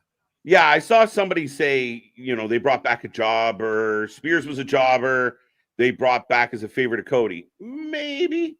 I don't know if it's necessarily a favorite of Cody, but I do see value in Spears. I personally like Spears. And yeah, he was a bit of a jobber. So if you put him in NXT instead of bringing him back to the main roster, like if they had done that exact same thing and the lights go out and he hits Cody Rhodes with a chair, I might not be as, ecstatic about it. But I think this is a nice spot for him. Well, and MDB bringing up Ty Dillinger's an NXT legend. That's where the whole 10 gimmick started. And I'll say this. I think he was there for like 10 years. Yeah, and I'll say this and not try and sound disrespectful as we've got Von Wagner and Lexis King going out of here. But yeah, Ty Dillinger, Sean Spears showing up in NXT is the equivalent to me of Nick Nemeth, Dolph Ziggler showing up in Impact. I can accept that. As far as like booking wise, they're same par. Yeah. No, if NXT was its own promotion, it'd be the same thing. Yeah, I think ultimately Ty is a good hand. You're gonna get a good match out of Ty, no matter who you put him up against. I don't know why he's mad at Rich Holland. I'm sure we'll find out. But again, you hurt my friends, right? Would other people in wrestling get a bigger pop than Ty Dillinger when he returns? Absolutely. But I'm a fan of Sean Spears. I think the guy's got some talent. He's matured, obviously. He's a vet for sure at this point. I'm all for it. He also is Canadian, so Yeah, I got a little bit of Canadian facts. Now, does this mean we get his wife and we get the Iconics back in WWE? I thought we were going to get them when they were in Australia. Which shout out Rhea, by the way, that's being nominated for, I think it's South Australia's Woman of the Year award or something like that. Oh wow, there you go. Yeah. There you go. I love this. Member 3 years. He was a member before the channel started.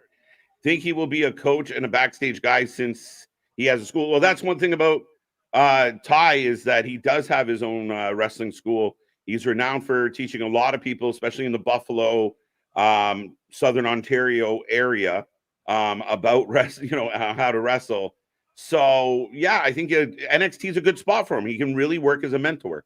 You saw my eyes lit up there when you mentioned Buffalo and everything, right? Because also, though, I believe who he has the school with is Piper or Pepper. No, is one half of Breezango there. Oh, it's with Tyler. Yeah.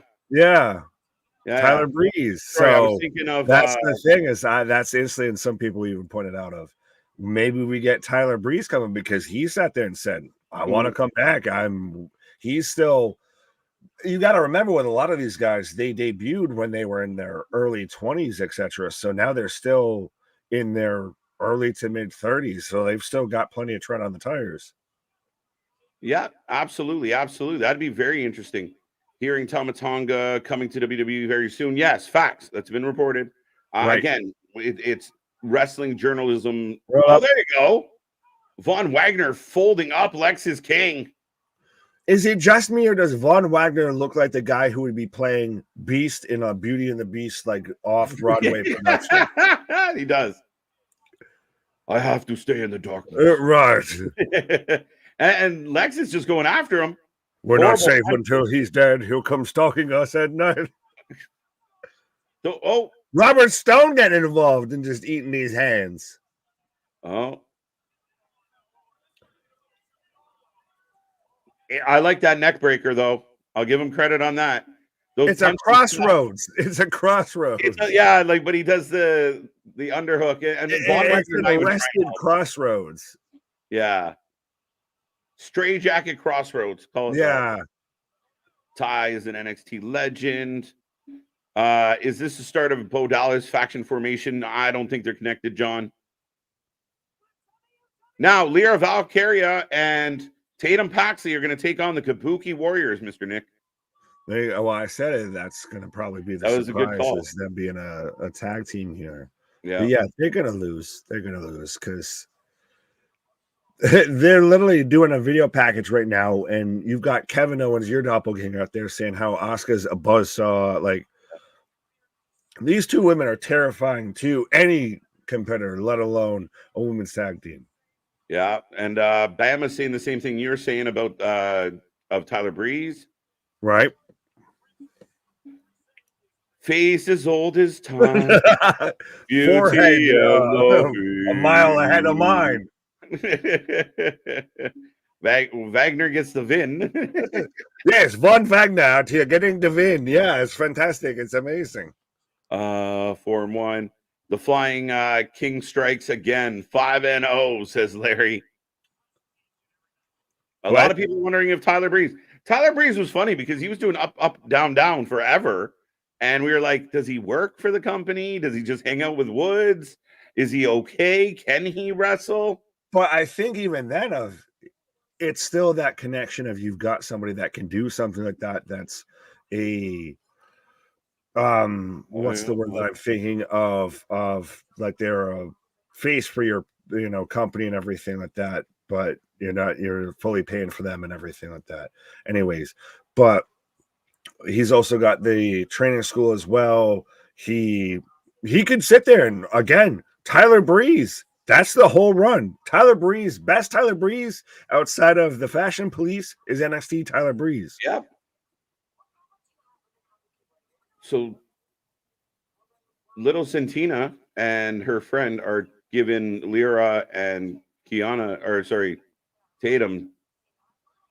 a hard time about challenging the champs.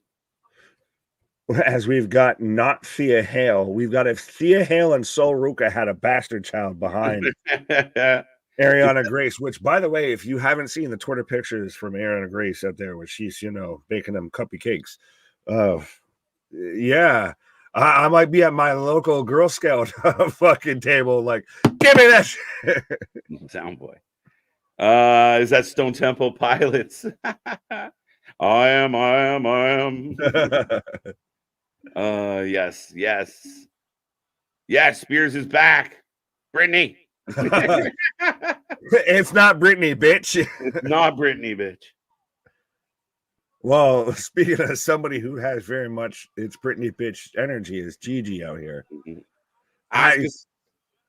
Sorry, I was just gonna say I feel bad because I feel like Gigi's taking the L. Oh, how the mighty have fallen. She's in trouble. We'll see. It feels like a level up match. Fuck. Tyler Breeze would be awesome to pair with Pretty Deadly. Interesting. Yeah, absolutely. The OG Pretty Deadly. I mean, you got that working agreement there with TNA. What if you get one night reunion of Breezango versus Pretty Deadly? We got a muddle off. What is this? A match for ants? Right, let's go. Meeting in the ladies' room. That's how we roll around here, apparently. Next week on Raw. What? That's the thing. We will be here for Raw. I don't know. Jada, Lord have mercy. Damn, Ariana Grace looking like Cher back in the day. If I could turn back time. Ariana, she has a deeper voice than you. Sorry. Ariana is so funny. Yeah, I sound like a basset hound. It just saw it, Nick. Those pics, boys. What pics? Don't be sharing my pics. What? Right. If I can, there you go. That's hilarious. The other redhead is my pick. There you go. Yeah, we're back to redhead versus dark hair. Yeah, orange hair versus dark hair. There we go. Please push Gigi. Yeah, figure Gigi out. I don't know what we're gonna do here. I'm starting to think it's a lost cause a little bit. I was so much there of the flag wherever, and now I was out there of Marty just kicked Jannetty just kicked Michaels here, and now Gigi's just like you said, it feels like a level up match because that's all Gigi's been on is fucking level up. Yeah, I mean, again, very much so. Like she's kind of lost her footing. JC kind of hits a little bit of money with Chase U, and Gigi struggled to kind of find her way. So it's unfortunate. And it's so funny because if the roles were reversed, it would have still played out just the same, I feel. Yeah. Like if you had Gigi and JC's spot, you could have pulled that off of she's, the bad BITCH out there with Andre Chase. Well, JC might have actually proved that she might be better at it.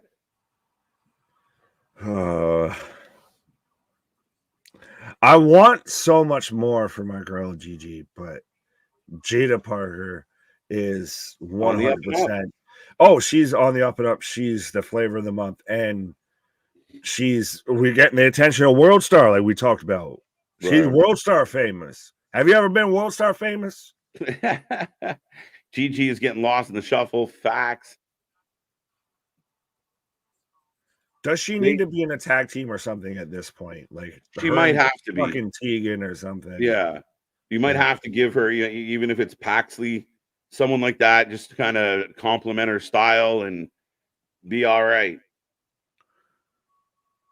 Don't worry about a thing, because every little thing gonna be all right. Acknowledge Gigi. Paul Carpenter, the wagons. Right. Super chat in the house. Don't forget, folks. Super chat's always an option. People comparing Gigi to Jannetty. Always remember Jannetty was the best rocker. One, he was not. And two, it was actually Jane that you compared her to. Yes, and as we've got Dijak. So we've got an argument amongst Hot Topic employees right now. If we got Dijak arguing with Ava backstage here. It looks like Dijak's giving shit to his teenage daughter. Oh, he got hit by the cameraman. The cameraman was Gacy. What the fuck? It's ridiculous. Found footage out here. Oh, it's ridiculous. Yeah, no. JC was Jannetty, and I beg the question, was Jannetty ever better than Sean at anything? And I do mean anything, like human being, like wrestler, like tag team wrestler, anything. What's up, KJ and Big Nick? We on the road to WrestleMania 40. 39 days and counting. Away. We got to do like the reverse watch throughs of WrestleMania. Well, I mean, going backwards might be an improvement. Yeah. He could have worked. Seems to have worked out. Yeah. There's Ava. I've turned it off. I mean, that one kind of doesn't count Boston. She didn't do much. Peripheral. She was a peripheral player. Right. All right. Who do you got? Parker or Gigi? Gigi Dolan. Let's go, Gigi. Joe Gacy hit Dijak. Yes, he did with the camera. It was Colonel Mustard in the observatory with a candlestick. Right. For the second birthday on Saturday, Wrestling for Life family, acknowledge KJ and Big Nick by slamming that like button and tapping subscribe. Thank you, Curtis. It's good to see you, my guy. Feel like we missed you for a minute, but we appreciate the love. And that's right, folks. We will be here live Saturday night. It will be a party as we celebrate 2 years as a channel. A big milestone for us, a big moment. You know, there was times where we didn't think we were going to be here 2 years later, and thrilled to be doing it. So yeah, it's been humbling. It's been fun. 1 million views, almost 4K subscribers. Nothing but success in our first couple years, and we can't wait to see where it goes. And we're just getting started, motherfuckers. We're still into the sophomore years. We haven't hit the junior or the senior class yet. God damn it! Right? We just a baby. Yeah. Wow. Marty had to get getting his leg amputated. I don't know if it's already happened or he was in the process of it, but sad story. I'm gonna leave my comments there because I was gonna say it was sad person, but we'll leave it at that. This is NXT's version of Sky Blue versus Anna Jay. I'm here for it though. I'm kind of here for it, and I'm actually all the way here for it. I mean, again, in that department, let's not leave out Jada because she bringing her own. Pro wrestling out here, just starting a fucking bakery out here. But I do like that move that she just hit there. With that, it's innovative. Yeah. She's the first one to do it. Kind of that like pop up instead of the little Andrade, or the stomp spot. Yeah, the little stomp spot. It's the booty slide spot. Roll up! It's gonna be over. Oh, she kicked out. There's too much power in that posterior, so you can't help but kick out there. Oh, hell of a blockbuster.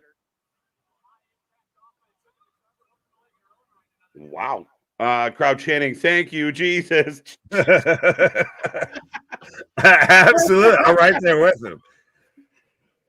Good Lord, good Lord. We love you. We love you, GG.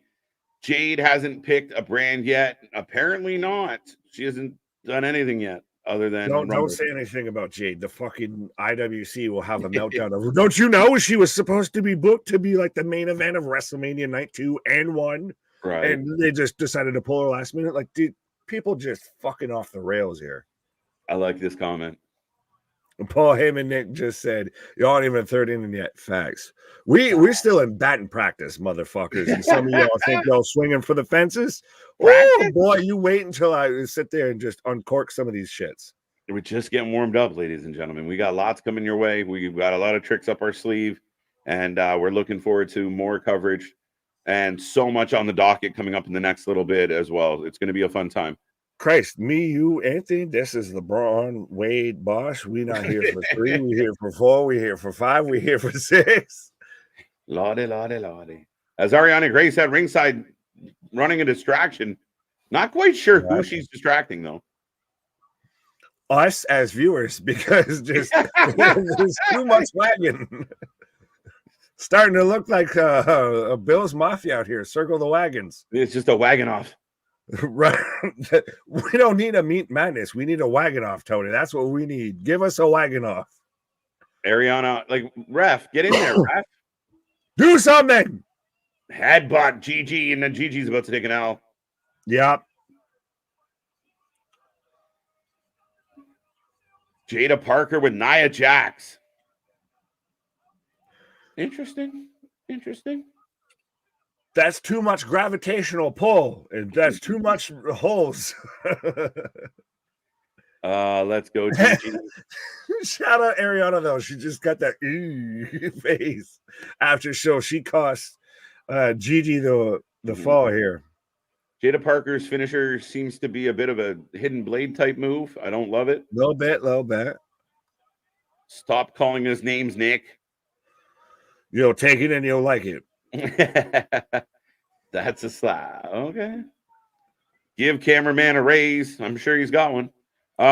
Is this the tag team, though, that we both said that they need a tag team? Do we just get the random Ariana, like Ariana and Gigi? Right. Is this the main event tonight? No, it can't be. No, way. Noam Dar and the Quarter Pounder crew. Marty was better at talking and partying. LOL. Once upon a time, Michaels was neck and neck on the partying front, though. I was gonna say Sean definitely had him in one of those and was challenging in the second. The truth is that Dijak is completely interrupted by Roxanne Perez. Yeah, ridiculous is the key word in your statement, my friend. Rest in peace. That's Oli. the R in Richard. It's ridiculous. Ridiculous. RJ. Meat wagon off sounds dirty. Facts.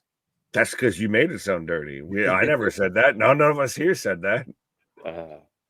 This ain't scripted. It's real to me. Yeah, so shit, though.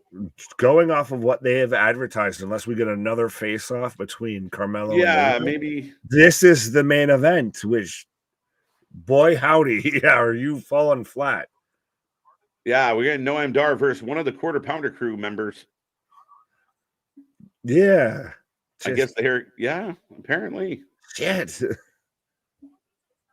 Any prediction on who's wrestling Noam? Picking Dempsey. Gulak. Let's go Gulak. Now I feel like I have to pick someone that hasn't been chosen. What's blonde guy's exactly. name? I was like, well, I can't pick. We got Damon Kemp. So what's blonde guy's name? What is he?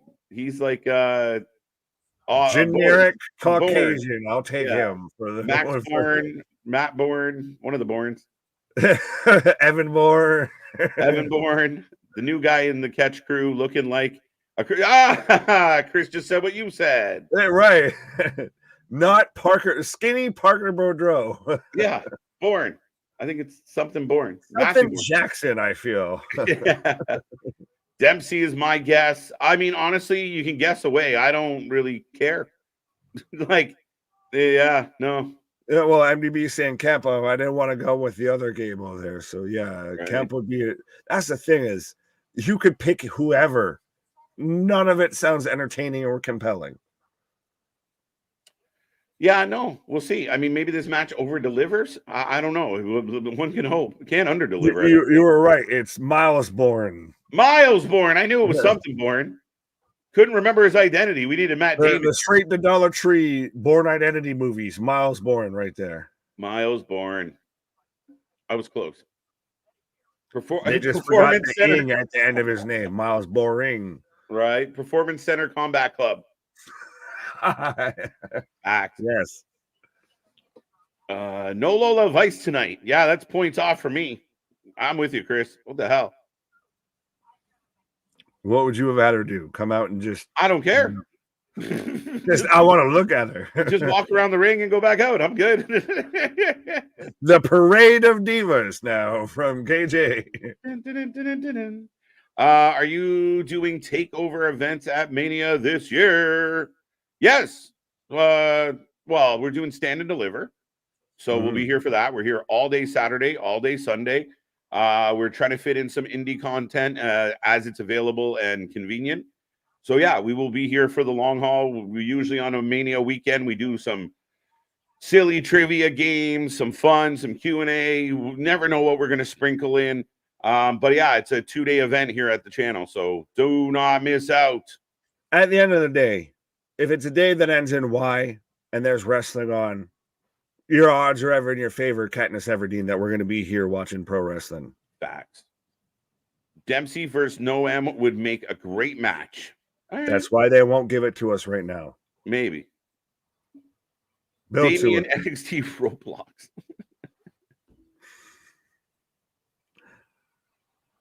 Is this a commercial or a vignette? I was like, am I watching Lost right now? What the fuck is going are you on? the beach? Is it Sol Ruca returning? See? Sol Ruca's coming back. That's what this is. I'm gonna soak up the sun. Yeah, tell everyone. Oh, NXT Roadblock is the return. By the way, when is NXT Roadblock? Well, they're probably about to tell us live next Tuesday. All right, next Tuesday we will be here for Roadblock. Right, and apparently we're going to be out here on the beach. Just my guy, I'm glad you were here because I would have never gotten that. Yeah, that's my guess. It must be Sol Ruca because I know she's cleared. She's been talking about a return. She's a surfer girl. I'm going Sol Ruca. For what? What do you mean? Well, no, I was just saying, of like, what does she do at the show? What are we excited about? Or were we clamoring for a Sol Ruca return? She's a big deal. A lot of people liked her. She was considered as like one of the new breakouts, and like I think PWI had her on the list. She had what, 2 matches? Not many, but people like her. I don't know what to tell you, man. She hits a cool cutter. Yeah, she's blonde and she's a surfer chick. Right? That's what it is. Apparently, she has a lot of talent. So if she shows up and kicks someone in the head, I'm sure we're gonna pop. We'll be good with it. Right. Shout out to like the 3 people doing the fucking. Even their fucking like graphics. Is this sign language for I want a quarter pounder? Sign language for no one cares. Right, for the stop in the name. Even their graphics are uneventful and boring. They look like fucking quarter pounder rappers. You're compared especially to Metaphor. Whole Heritage Cup matches have been horrible. I don't agree with that. I thought that we've had some really good Heritage Cup, especially when they first introduced it. We've had some really good, we've had some really bad ones. Has it gotten a little bit of stale with Noam? Like kind of fucking around with it? And no, it's when they want to take it seriously, they take it really, really seriously. When they don't, they fucking just half-ass it. Yeah. Lola Vice could literally do anything. It'd be entertaining. Facts. This show has been a 10. Scott loving it. Loving it. Well, he's talking about us. He's talking about us. Facts. We'll wait till the NXT ratings. My prediction at Stand and Deliver, we will get Tama Tonga, possibly WrestleMania weekend. Stand and Deliver will kick off our coverage. We'll be here at 11:30 a.m. as I believe it's a noon start time for Stand and Deliver. Yay. Kemp doesn't make sense in this group. Why not? No one makes sense in this group. Fuck are we talking about? It's Dempsey, the Little Regal. Hey, well, fresh off his tour from All Japan, so I'm surprised that they're giving us this match. I mean, if you're going to give us this match, this has to over-deliver. And this is the 2 people that you would have here that would over-deliver. They could.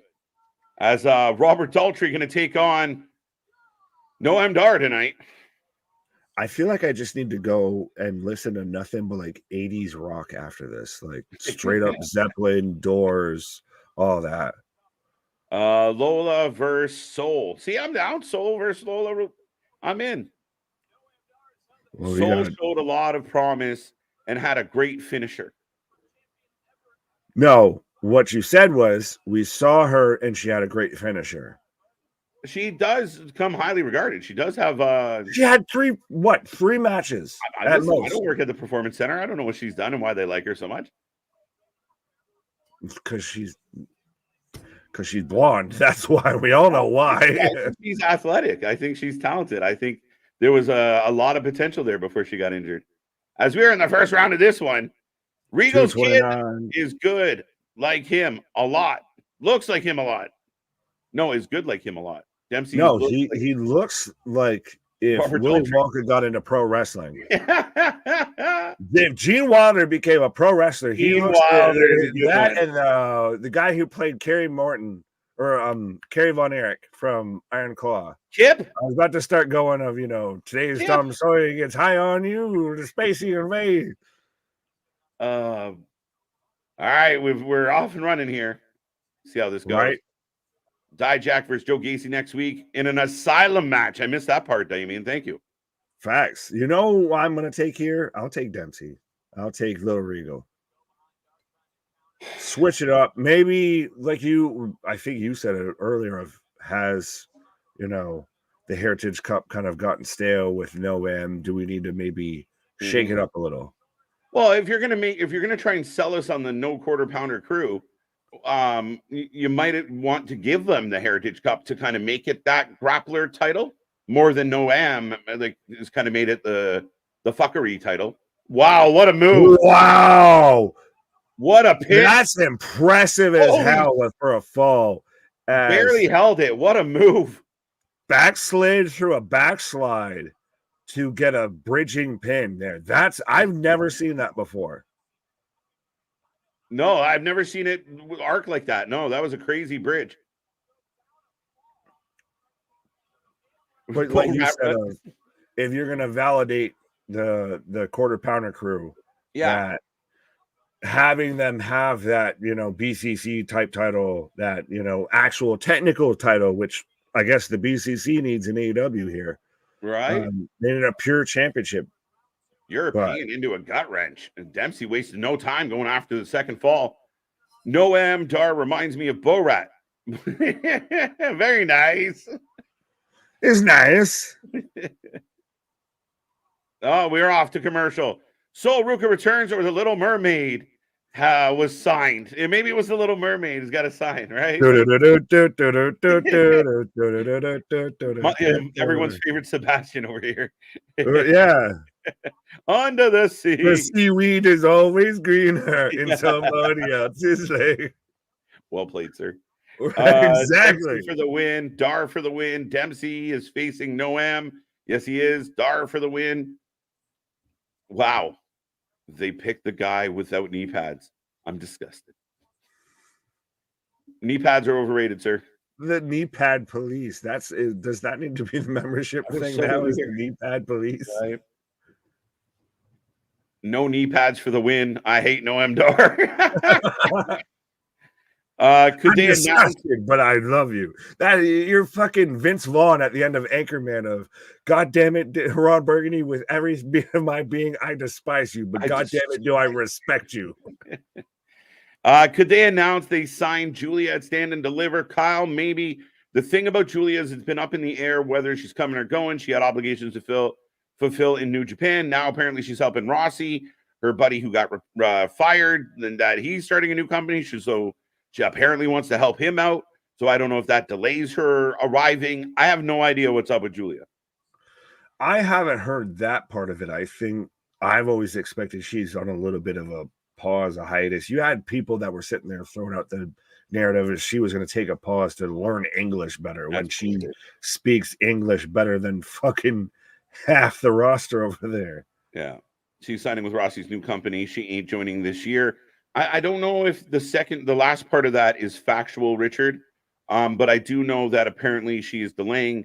I imagine that Rossi with the new company can't quite pay her. And I know loyalty is a thing, but I don't know if he can keep her long term.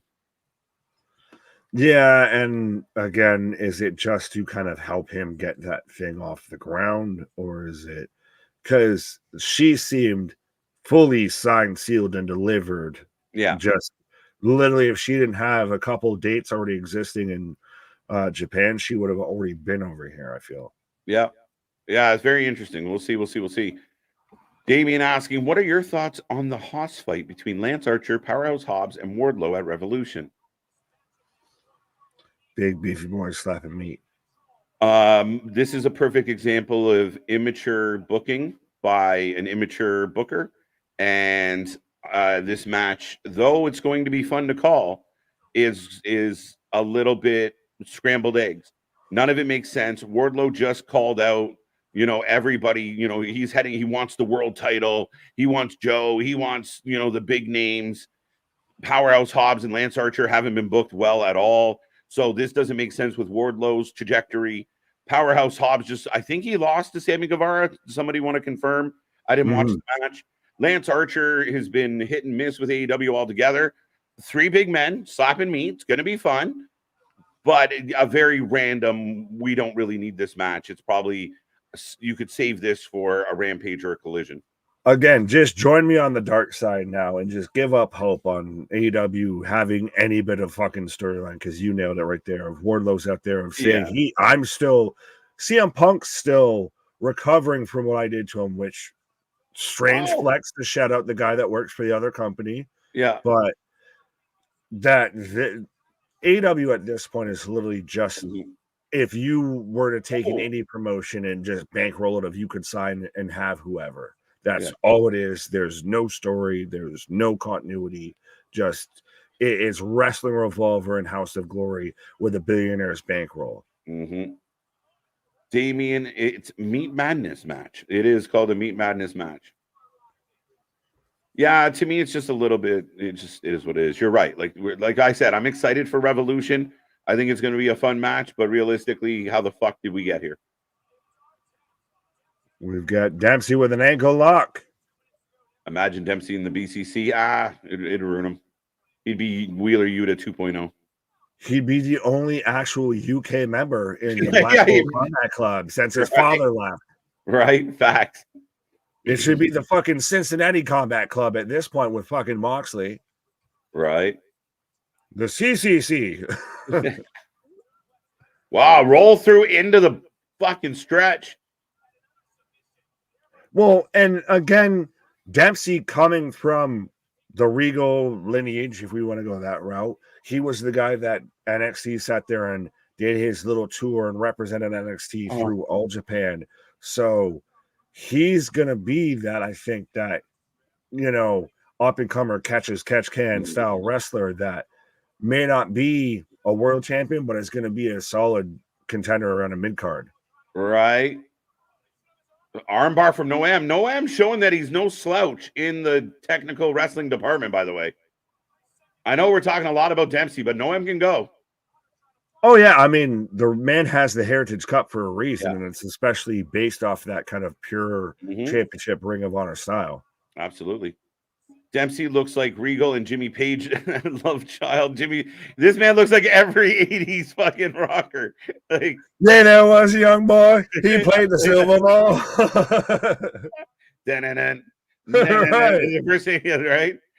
Right? Yeah, definitely got Page vibes too. I like Gene Wilder. I think Gene Wilder wins for me, Nick. There you go. Well, I was going to say, by the way, if you have not ever watched the Who movie, because this is now making me think of that, it's a fucking wild movie. Do acid, do all the vitamins, do all the feel goods before you watch that movie. Oh, wait. End of the round. Okay. Yeah, and remember, folks, my opinions. Nick's just joking. Do you? Whatever you do. Am I? This match is really good. It has actually been a good match. Oh, the face-to-face is still to come. That's the main event.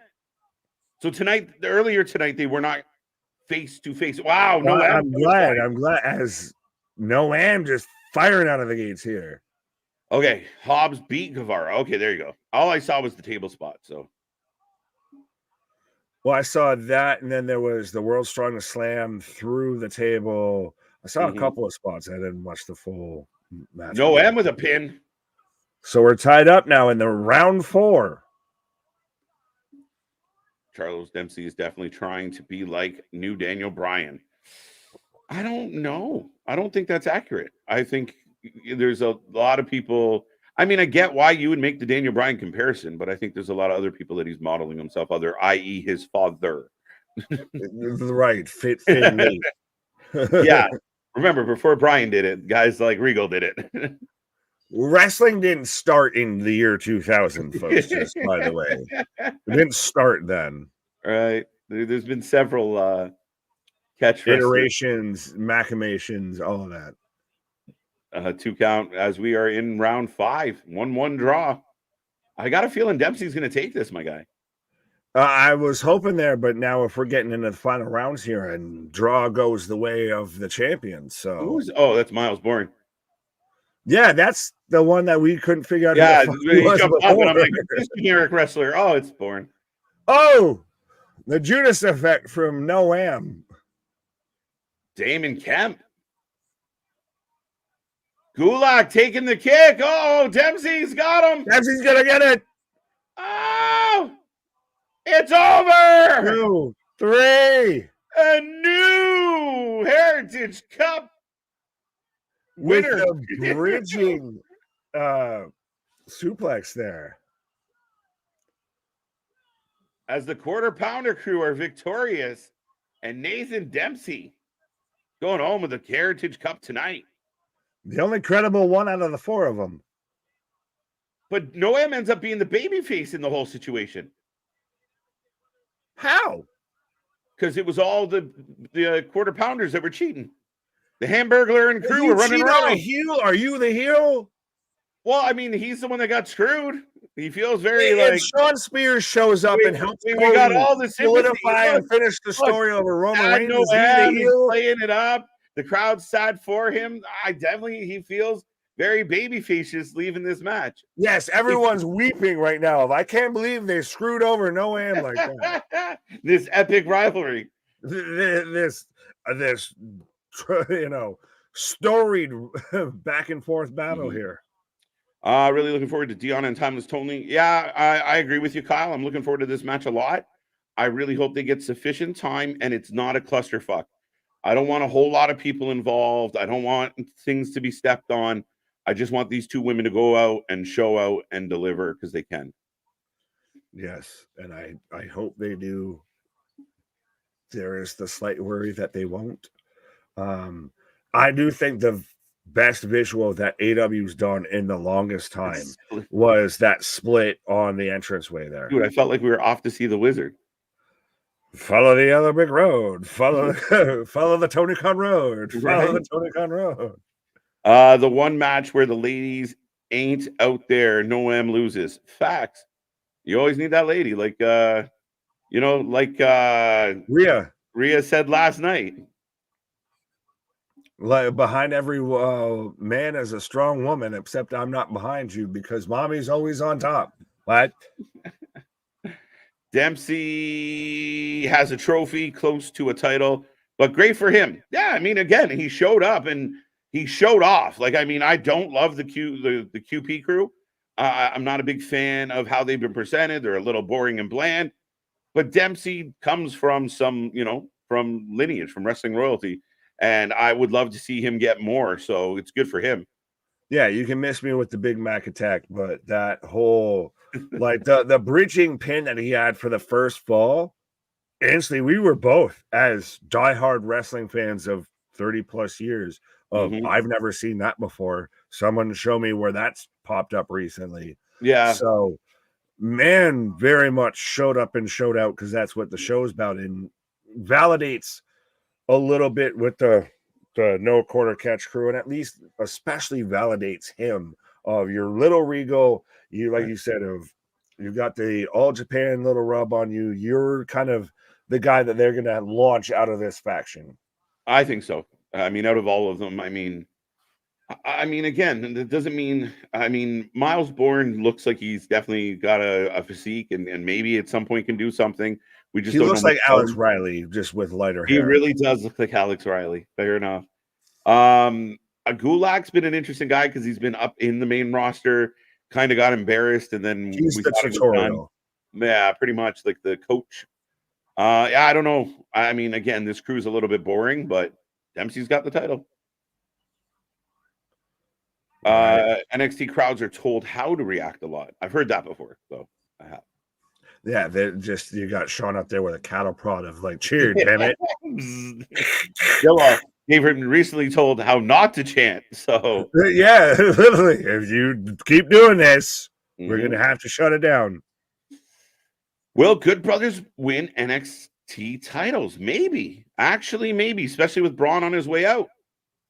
Could happen, could happen. Good Brothers versus the Wolf Dogs at Stand and Deliver. Braun Breakers, so long. Farewell. Avita saying goodbye. Baron Corbin by his side. Maybe. I still think even if they lose the belts, Baron Corbin jumps up or goes back up with Braun. Like they just keep that going. I'm okay with that. That's good. That's good. Is. You struck gold. Run with it. Oh, by the way, have you seen this new right now on my screen? I don't know if you're getting it, but The Rock, everybody, it's been going around the internet. The Rock back in wrestling gear. Yeah, I've seen this a couple of times now because Cody challenged him, which I've been saying for a while. Yeah. Are we going to get a Cody Rock match? And it looks like we're going to get that. It could be either pre or post Mania. Do it pre-Mania and have it be like a kerfuffle match. Like sell it like the SmackDown the week before, not the one the night before, but the week before. Cody gets in the ring. We think we're going to get this big match. You bring all these eyes in because he's bringing 3 million people to the fucking party. Hey, speaking of bringing people to the party, we got Sean Spears, but does that not piss people off if you tease it and then don't deliver? But I do also like that there. Just you can bring it back, run it back. But they're also doing a solid flex of, by the way, SmackDown sold out, and we're going to announce in spray paint that it's sold out multiple times. All right, so he's still talking in Japanese proverbs. Men with hand in pocket feel cocky all day long. He said, see you next week. Sean Spears say. Roxy doesn't want to talk. Well, I like that now kind of sports feel of we're catching you leaving the locker room. Like I saw it might have been a digital exclusive or whatever with Chelsea Greens where they were interviewing her at her locker and everything. So we're getting Chase U versus the Wolf Dogs at Roadblock. We are getting the Kabuki Warriors versus Bird Lady and Tatum. By the way, this is all next week. All next week, Roadblock. We're just running it out. We're blowing through this roadblock. We're going all next week. So we're getting an official like referee whistle. We're literally gonna have them an official sit at the table. So who goes through it? Instead of calling it a contract signing, we called it a face-to-face. Right. And here come the Boo Birds. Much needed title change. Noam grew stale with lackluster defenses lately. Dempsey needed this. I kind of feel you, Richard. I kind of suggested that, Noam was kind of cute and fun, and they were doing like the every week show up as a different gimmick. But it did get a little lackluster. Kind of got over it. Valid. I'm still just impressed by Carmelo just coming out here with the whole security. And he's even a little count of 1, little 2, little 3, little security, 4, little 5, little.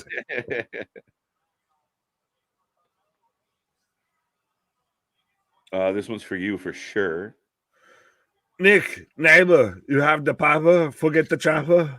Are we just trying to do out on the boss? Yeah. Right. Oh, the hipping and the hopping and the beeping and the bopping. We're gonna have to start making like people tip to make you do your trick. Cameo or something here. Cameo for the Arnold voice. I wish your wife happy birthday. Yeah, it's amazing. It's fantastic. But we got Ava in the middle of this, which already brings it down a notch. Sean Spears on NXT Roadblock next week. That is a fact. Good. This looks like the owner of the company, the local like store manager, and the employee that got fired because he was smoking weed on his break right now. And explaining why you can't fire me. Don't be intimidated by my security or anything right now. Right. It is the only one out here in a goddamn suit. He's the man. All the security is bigger than Mello. I mean, if I was going to have security, they'd be bigger than me too. Facts. Just saying. It doesn't matter how big you are, bring bigger. You want to know who's going to protect your ass? Someone bigger than your ass. Yeah. Hashtag him. But so it looks like we're going to, on top of everything we're going to announce for Roadblock, we're going to get Ilya versus Carmelo for the NXT title at Roadblock. At Roadblock. Well. So that's where we're getting, by the way, that's where we'll get Trick back. Perhaps. Oh. Who? Hey, I just started to hear music. Getting off. Tony D in the house. The Dawn of NXT. How is he stepping into this? I don't know, but respectfully, Miss Rizzo out there, how you doing? Yeah. Marvin, I disagree with your take on this one just because I believe the best shows weave their main stories through the show. So you got a little teaser early, then you got little tidbits as we went through the show, and then you end the show with your most important storyline, especially going into this special show, Roadblock. You bookend, and well, we've talked about it, and it's been a constant trend lately in WWE of one story weaves its way throughout the entire company. I'm not even going to acknowledge that comment. But I've seen the idea as, I don't want to fully cut off Tony here, but do you think that Seth Rollins' obsession with the bloodline could lead to his downfall? Yes. Oh, he paid off the security. Security's walking away. He paid off the security and kicked the little girl out of her chair. This is how a Dawn does it. Stewie Gotts. Stu Gotts. Little tidbits. Pause. Tony D, new main event Mafia. I can't be the only one that thinks that this NXT title picture has been dominated by Ilya, Carmelo. Don't do your work. Throw your hat in there. You do you, boo-boo. You be there to take the pin. It's an unexpected twist, man, but I'm with this. I'm going. He's there to take the pin. You will not speak when I am talking. And the crowd pops, like run it up. Yeah, like really run it up. Don't be playful. Tony paid off the guards. That's it. Hey, listen, it's a better move than we got with Paul Heyman and the fucking NYPD last night. Yeah. Well, half of them, I guess, were from what's the Tough Enough? Tough Enough. Yeah. We joked about that last night. Yeah. But again, I like how WWE finds kind of over wrestler and uses them to just voice the internet's, like the Twitterverse's complaints here. That's what you do. I should be fighting, not Carmelo.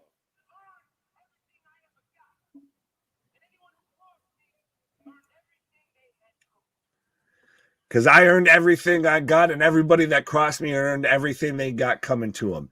Facts of life, folks. Tony talking some shit. Yeah. Shut the fuck out of Carmelo. Shut him right down. Talk that talk. Big dog. Big dog. As I say, you, me, and one other person got that right there. Give me a moment. I was like, all right.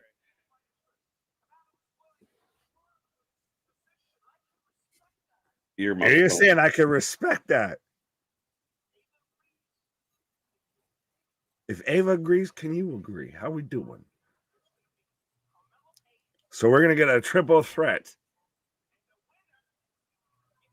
Oh, wait a minute. Oh, wait, what?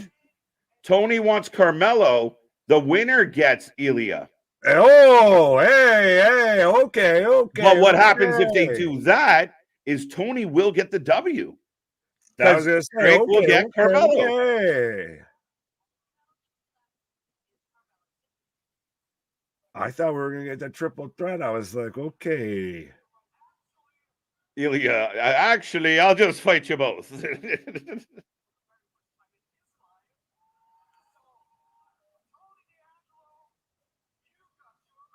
You've got your match.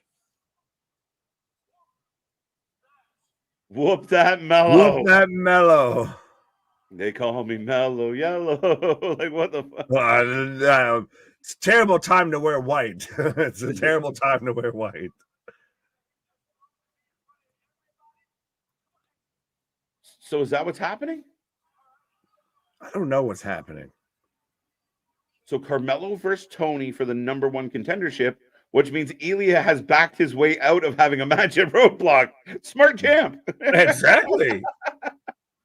Oh, you two want to fight? Oh.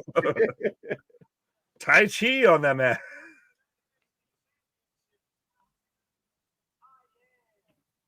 Oh, I am the Don. Oh, Tony D bumps. So see, but though you set up the back and forth, you set up the issue between Tony and now Ilya. Yeah. So, like you said, if it was going to be a 3-way, Tony's taking the pin. It's an onion. Now it's the 1-on-1. It's a fair game. It's an onion, Nick. And we talked about it last night. Layers. Every belt with the WWE right now, well, not every belt, but a lot of them, a lot of your major ones, all have multiple kind of interesting angles to them. Right. Yeah, next week, Trick will cost Melo, which means Tony will go on to take on Ilya, and Trick will finally get Melo. I think, amen. Easy peasy. Predictable. In Philadelphia at Stand and Deliver, if we get Tony D'Angelo winning the NXT Championship, especially with his hand raised by Rocky Balboa, I will cry marinara. We did it. Adrian! We did it. Yeah, like I said, I will cry marinara. I will cry marinara on top of spaghetti. All covered in Nick. What? Pause. Tony planted through the table. Yeah, Melo puts Tony through the table emphatically. Melo sleeps with the fishes. Luca Brasi sleeps with the fishes. Stand and deliver. Tony versus Ilya. I don't know how I feel about that. I'm okay with it because I know how good Tony can be. Yes, absolutely. And like he even pointed out there, it as a deviation, it mixes up the fucking main event scene on NXT, which has gotten very paint by numbers a little. Yeah, because even you and I were hesitant when we were talking about Melo running. Like, why is Melo going back after Ilya? We've kind of put that to bed a couple times. Trick's had his chance. Now, Trick can circle back because he got screwed. Right. But, yeah, I mean, very interesting. But we have to solve the problem. Carmelo's already been teased to the main roster, so Trick puts Melo out. Melo buggers off. Trick's left to take on whoever the champ is. And, I mean, potentially Ilya is on his way up as well. We are coming up to, the reset after Mania. Yeah, I think you jump Trick straight up into the main roster chasing after Carmelo. I don't like the idea of Trick going after Tony because I don't see any foundation there of like, well, you screwed over the guy who screwed me over. Right. At that point, that's just, well, I just won the belt. Cool. I gave it to you. You can hold it. You can take some pictures. You can be Lex Luger with it. You can act like you won it and then do nothing with it. Well, like, I think your money's in the Carmelo Trick feud, which will be on the main roster. Fair enough. I mean, I can't really argue that at this point, but definitely potential. And then Trick finally getting his hands on Melo makes sense. But you do it. I mean, you can do it without having him lose the title, having Ilya in another match that really the story outside the match is more important than the actual match. I like the fact that Ilya is kind of going, y'all can have that. I ain't even mad at it. Do you do Trick versus Melo at Stand and Deliver, or do you do that on a Mania? No, do it on Stand and Deliver. You want to make that show a banger, right? So you want to make that your NXT Mania. So it's going to be stacked, right? If you get Tony, Ilya, you get a nice tag team match thrown in there. Then you get Trick Carmelo in a grudge match. Gacy and Dijak in a fucking last man alive match. Like, I mean, you really want to stack up Stand and Deliver, I think. In an Arkham Asylum match there. In an Arkham Asylum match. 4 matches so far announced for Roadblock. I guess as well, we will see Sol Ruca, Spears and Ridge. Spears versus Ridge, and Oba versus Jensen. Yeah, Jensen, who can't win to save his life, randomly challenges Oba, which I think is a death sentence. I'm going to make you beat the mullet off me. Right. I don't think Tony wins, unfortunately. I mean, if he doesn't win, I'll be okay. Like, I mean, I think Ilya is a great champion, so I'm okay with that. Yeah, I'm pulling for my Paisan. So. Yeah, for sure. Hashtag pause. I'm not pulling my Paisan. I'm pulling for my Paisan. Don't pull Which your somehow sounds probably worse. Ladies and gentlemen, we will take a rating out of 10 before Nick and I tap out tonight and get ready for tomorrow's Dynamite. Should be a fun one. Sting's last venture to Dynamite. Will Ospreay returns, and who knows what other things are going to be randomly added. You know, it's the go-home show for Dynamite, so for Revolution. So there's going to be a lot of brawls that lead to impromptu matches.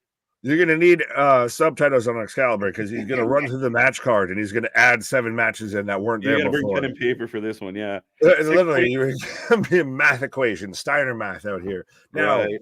over-under, early prediction, Revolution. Does Sting come out to seek and destroy? Yes, I'd say yes. Let's do it. I mean, dude, you've spent so much money on music. If we're gonna, you got to. If it's not Seek and Destroy, it's got to be another fucking epic metal fucking jam. Well, do you? And again, I'm taking the ratings on a tangent here, but that's all right. Do you solidify Sting with Seek and Destroy, or to me, it was that kind of Crow entrance? Yeah, they kind of have their own play on that one. I would prefer like Wembley. That he comes out to Seek and Destroy. I think it'd be fucking epic and have the fans go wild. I'm down for that. Do you blend the two or anything? If you could, but I mean, are we asking a lot? Well, I'm to me, be greedy. I only really think of the Seek and Destroy of when you could actually get the CDs of wrestling themes. You had to get, WWE Music Volume 4 and 4. Like everyone's that. 4. Yeah. Well, that's the only one that had all the Attitude Era themes on it. But to where you would have, like, that's the only time I know of Sting really coming out to, like, Seek and Destroy. I think it was one, there was one WCW pay-per-view. He's going to come out to Frank Sinatra's My Way with the crow in the background. I know. The time is, like, and right, so I face the final heel turn. I don't even want to talk about it. We'll save it for tomorrow. 6.5 out of 10. Dempsey win made my night. Not bad, not bad. I missed the second half out of 10. Not gonna lie, you had it in the first half. Right? 7 out of 10 says Dale. 8.5 says Damien. 7.25 says AJ. Nick's mustache be Anthony hat at Stand and Deliver. Verse, I guess. Yeah your mustache versus the hat.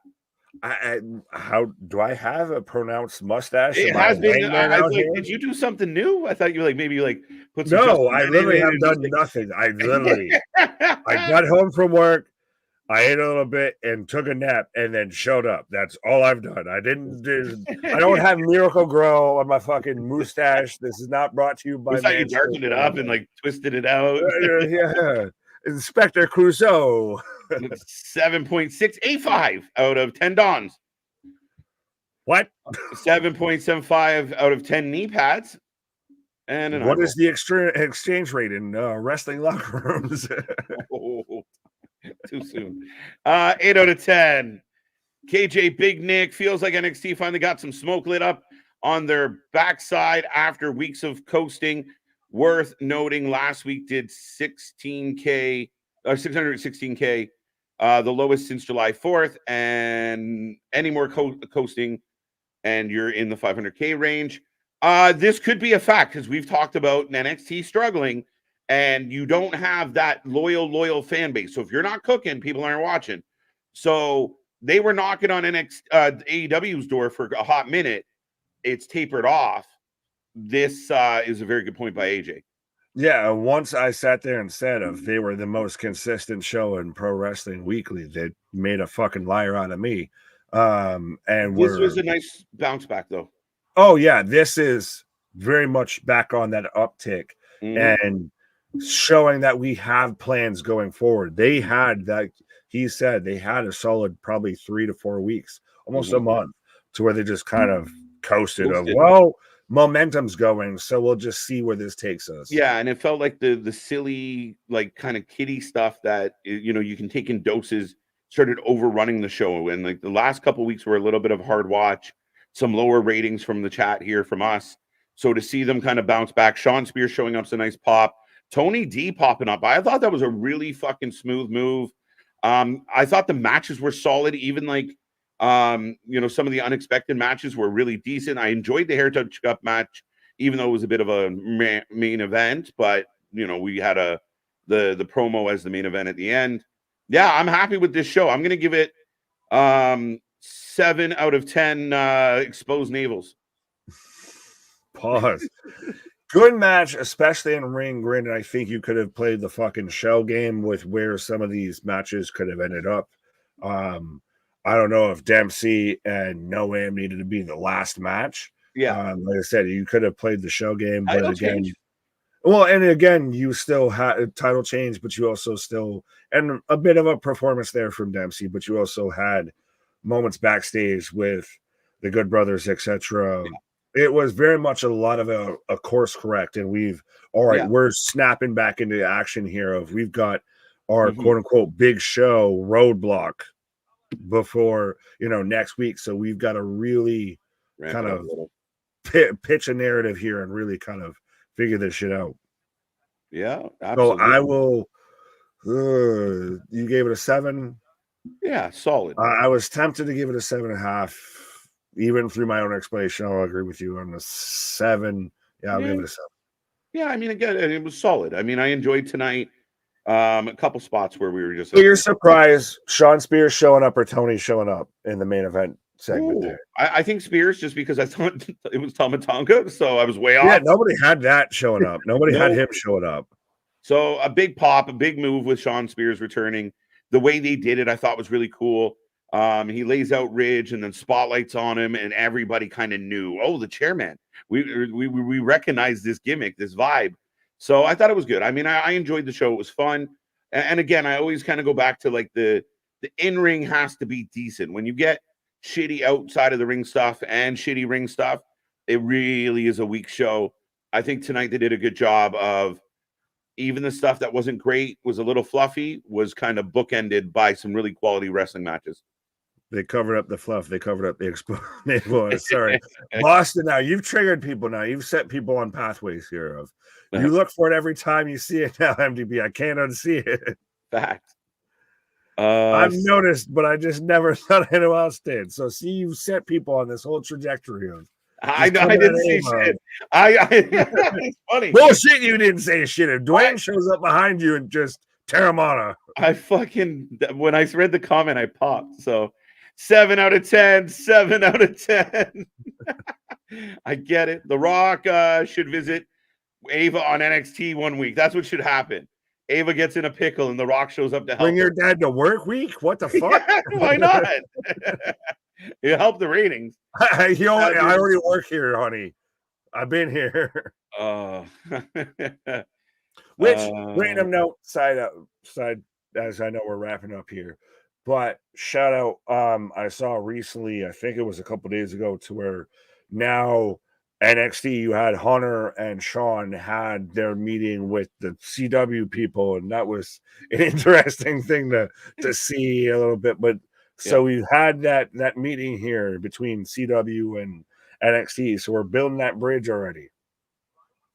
Yes, we are, very much so. And I mean, we'll talk about it probably as we move later in the week, but there is some talks that WWE is trying to figure out what to do with the 3-month blank before they get to Netflix next year. So there's a bit of a 3-month window where they're like, hey, Hunter, we might not have a show. No, I was going to say, Hunter, we'll do something strange for a little piece of change. Just put us on this commentary team and we'll just air that shit here.